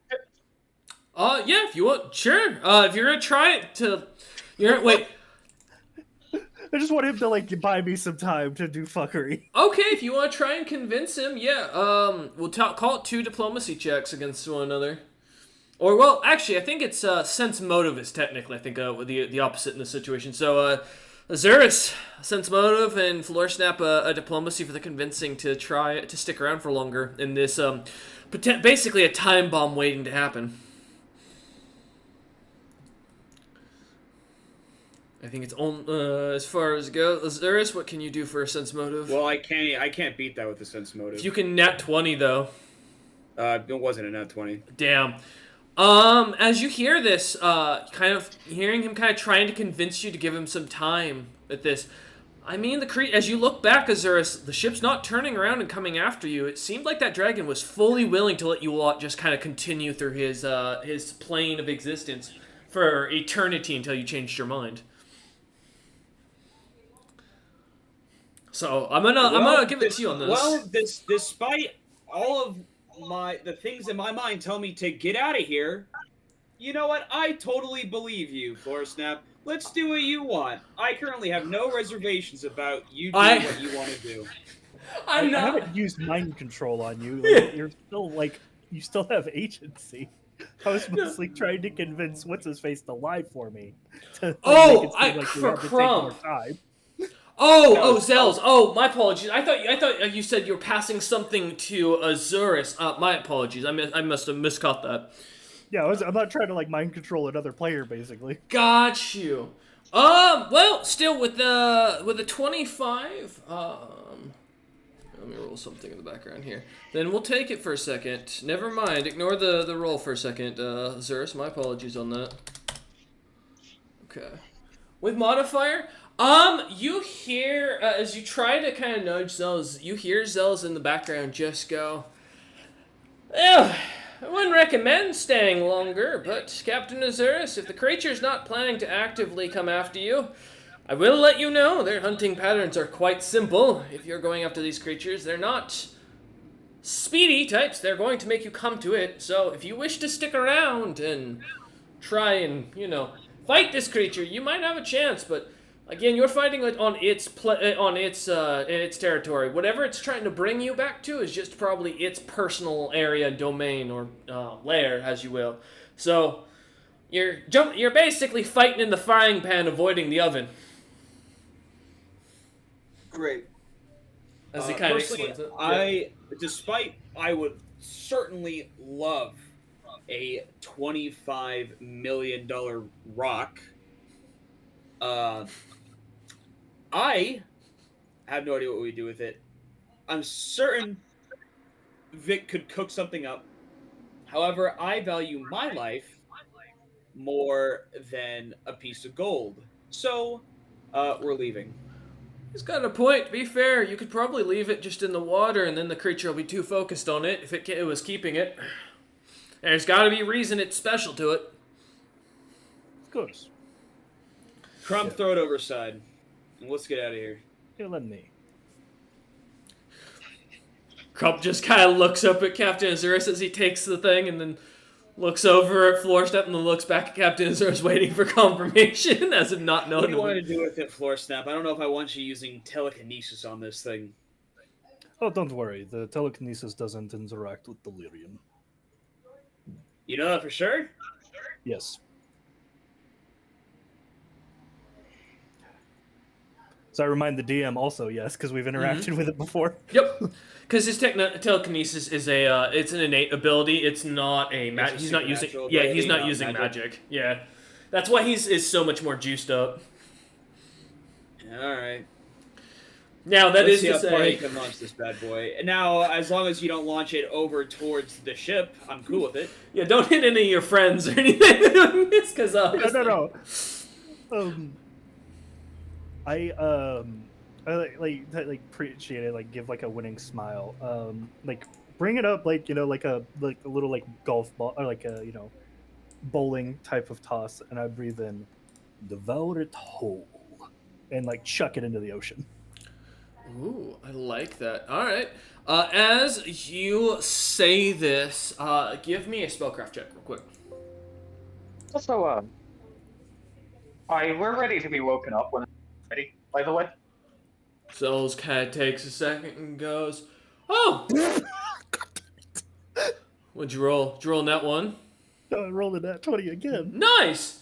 The dice roll likes you tonight. Are you rolling these over in bot chat? Is it just giving you everything tonight? No, this is the world anvil sheet. Oh yeah, no.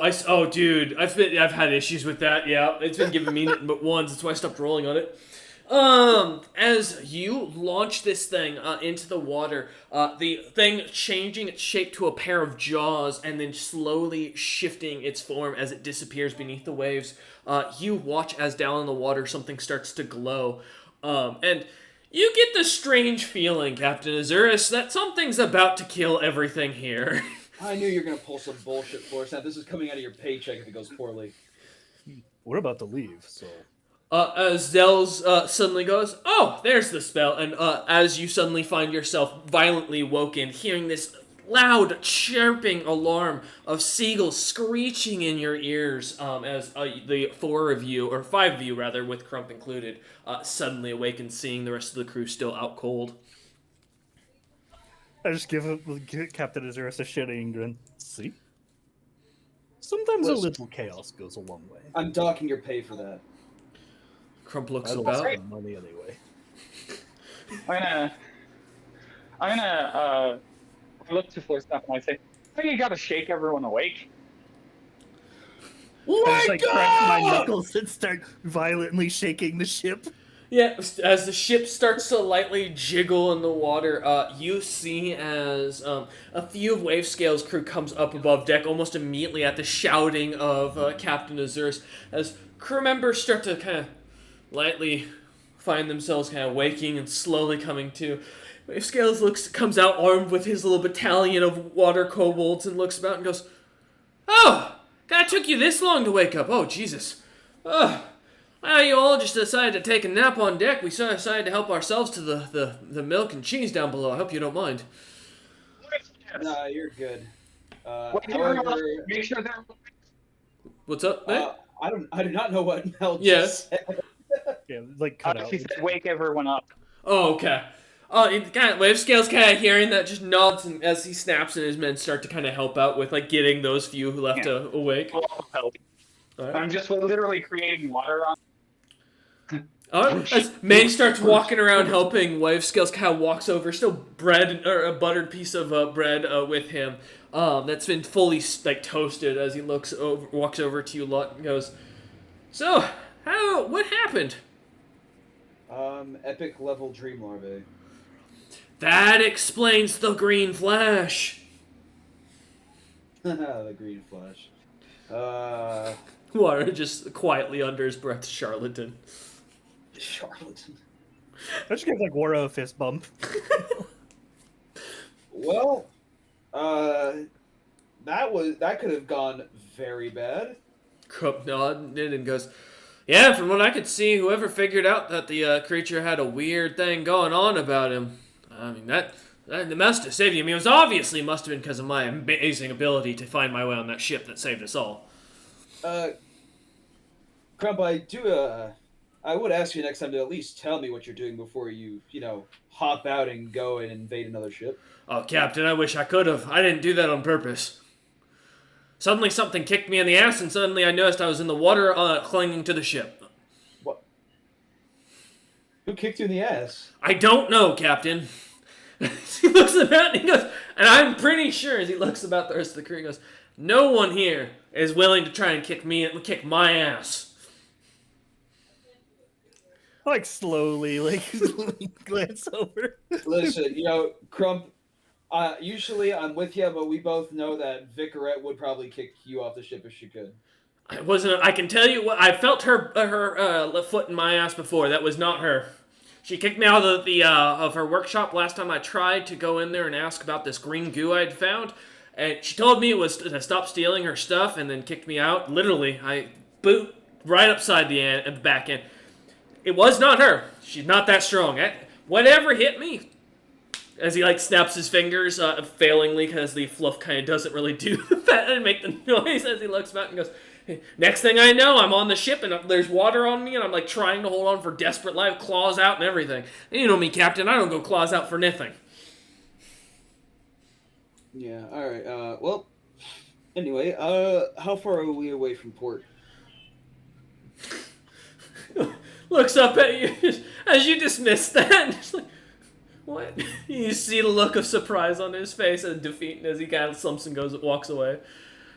As you look about, you've been drifting for a bit. You're closer to the shoreline, only a few days, but there's not a town in sight. It's just nothing but a wild coast. You've got 2 more months at least of sailing before you'll reach your destination.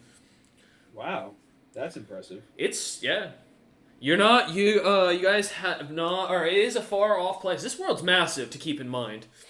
Oh, well, because I remember when I rolled to sail, you said it would take us 3 months to get there. No, I said it would take you 5 months to get from where you guys were at to Vangvad, and then if you had good rolls, you'd end up getting there in over towards the Crystal Giants faster. Gotcha, because I remember like after the fight, I was like, all right, you had me roll to see how long it would take us to get to the Crystal Giant. I thought it took 3 weeks to get. No, we got 3 weeks until the next encounter. Yes. As you start to kind of regain, many of you, the last moments, at some point at breakfast around what you guess probably a day or so, a few days ago, maybe a day ago, you saw some glimpse of some flashing light in the distance, but didn't manage to have enough time to register what it was, let alone what color it was, before you were unconscious and finding yourselves waking up as if the morning just happened. That was the fastest cat feed I've ever heard of. Jesus Christ. Man is... In a second, nothing. Alright. Damn. Well, but yeah. I guess we continue and sail forth to the giant lands. All right, as you continue on your way, let's as you head up, give me a profession sailor check, please, and let's see how far y'all make it. I'm not Alright. helping. Floor Snap. It occurs to me that you're the second person I've ever met that could give a dream monster nightmares. The first being my mother, and I'm pretty sure I did it for one of your kind.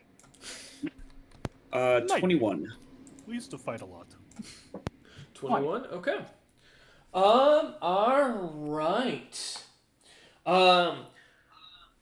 As May and Floorsnap kind of make a joke, or make their jokes heading down below deck to kind of get some meals in them, get themselves ready. The ship starts to set sail as you lot head off.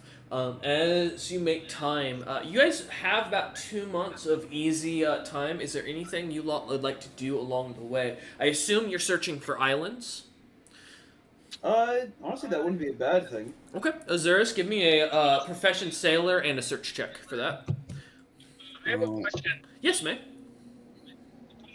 How long does it take to downtime train a fleet boat? It depends. Some feats can go for as little as 4 weeks. Some can take as much as a whole year. It depends on the feat's complexity and what is required to achieve it. For an example, your captain has been recently, for what you have seen, been focusing over a spell book, not actually having any real spells in it, but having just the study of transmutation magic broken down and explained, in order to gain a bit more of a spell focus understanding of transmutation, if you will. Okay. So, go ahead. Yeah, let's get the search check real quick, as well as the profession sailor. Yeah. For my downtime, I'll message. Okay, no worries. Go ahead, Azuris. We've got a 16 on Profession Sailor and a 15 search. Okay. As you head off, continuing over the next month or two. Okay. Yeah, no worries. That will be post-session. As you kind of watch these seas, it's surprisingly empty out here. Every few days of watching, staring, asking about your crew to watch, they don't seem to note anything as you look on. Though, as you just can't help but wonder, it should be around. There should be tons of small islands from what the quick visual map you remember seeing of Lascelles that he had shown you lot. As you continue by, looking on, there doesn't seem to be anything that kind of catches your attention until finally, as Crump seems to come up above board with you, Floorsnap, May, and War kind of all up on the deck around the 4th month, as you can see in the distance the large walls of Holia, Scala, Endi, the first small port town close enough to the water. The sitting on top of a mountain, even from here, you can still see the bottom of the town that's kind of poured out into the port itself and expanded itself. The main castle seemingly massive enough to, even from this distance, be able to be noticed at peeking into the skies. But about almost, you'd say, a few miles out, your crew, as well as your party of adventurers, seem to notice there's a large floating, what looks to be island that, from this distance, looks to be at least 5, maybe 6 miles wide. It seems to just be sitting there, a few trees sticking up, bushes kind of lining the sides. What looks to be a solid beach that's got a orange and brownish sand on the sides of it. From here, it looks like you can almost see some sort of creature walking along the edges of the beach. That looks to be like almost immediately, as soon as the creature seems to almost notice you lot, even from this distance. I mean, this thing has to be massive for being able to see it from here. It seems to look at you and then run into the trees, vanishing completely.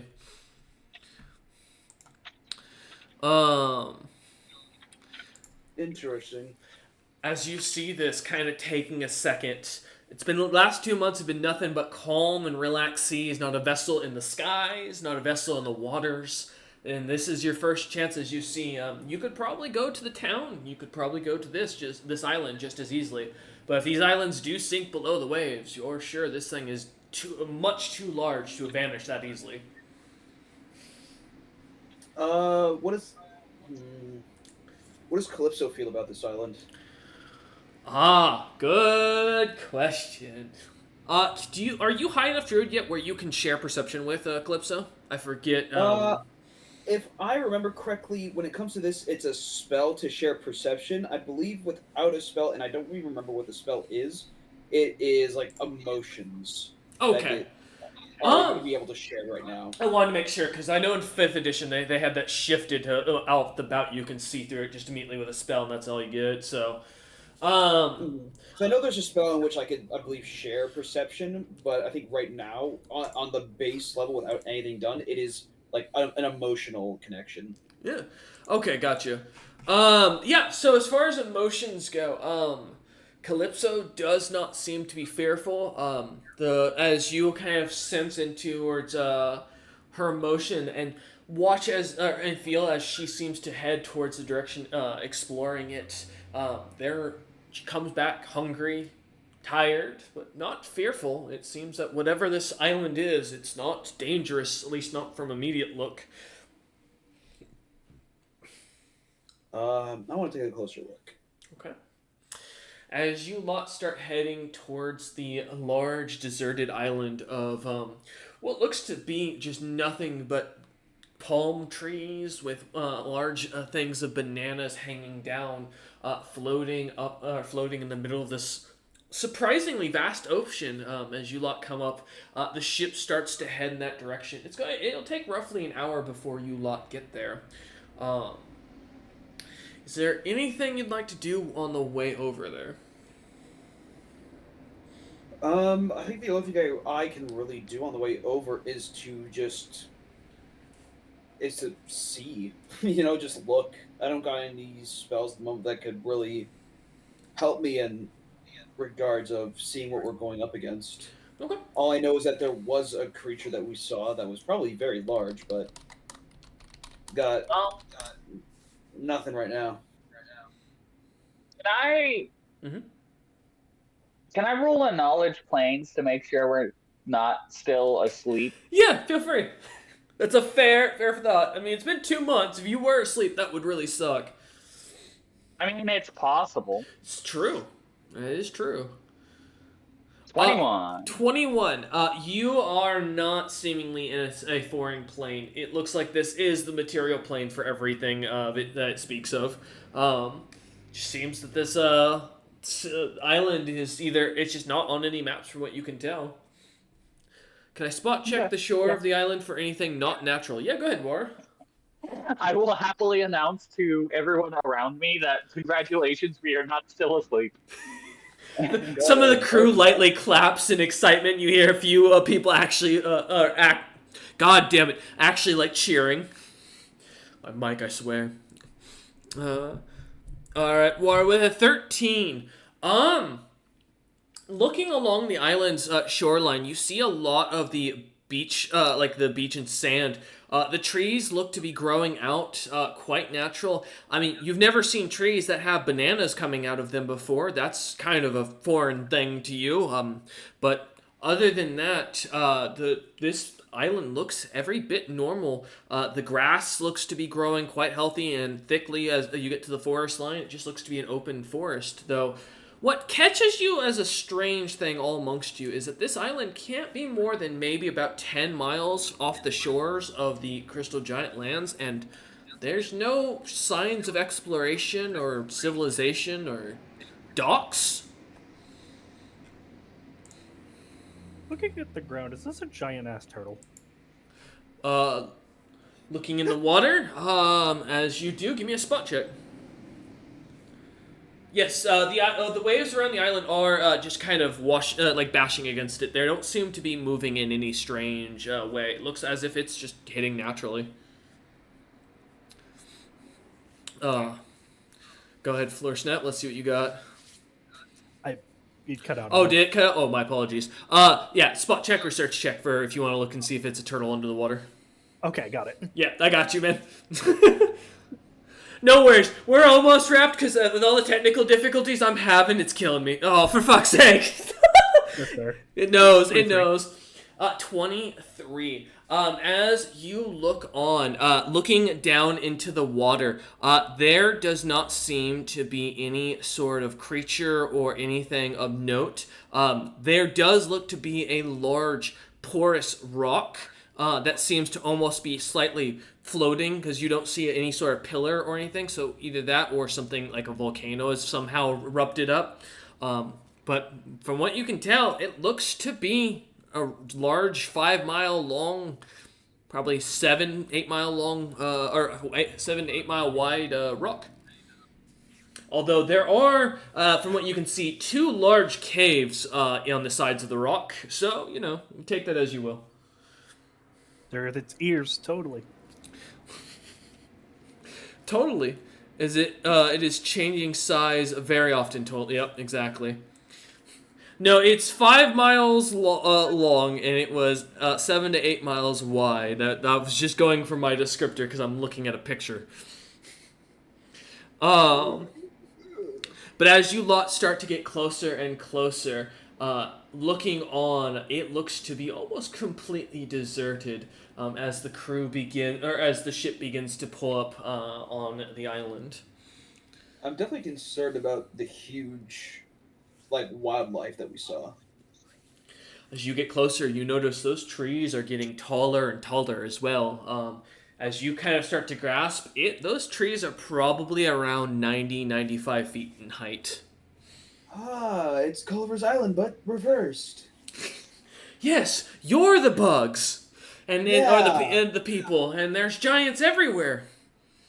Yeah, We are next must to a be. giant island, so I that do- doesn't really. It's not an island. That over there, that's the South Pole.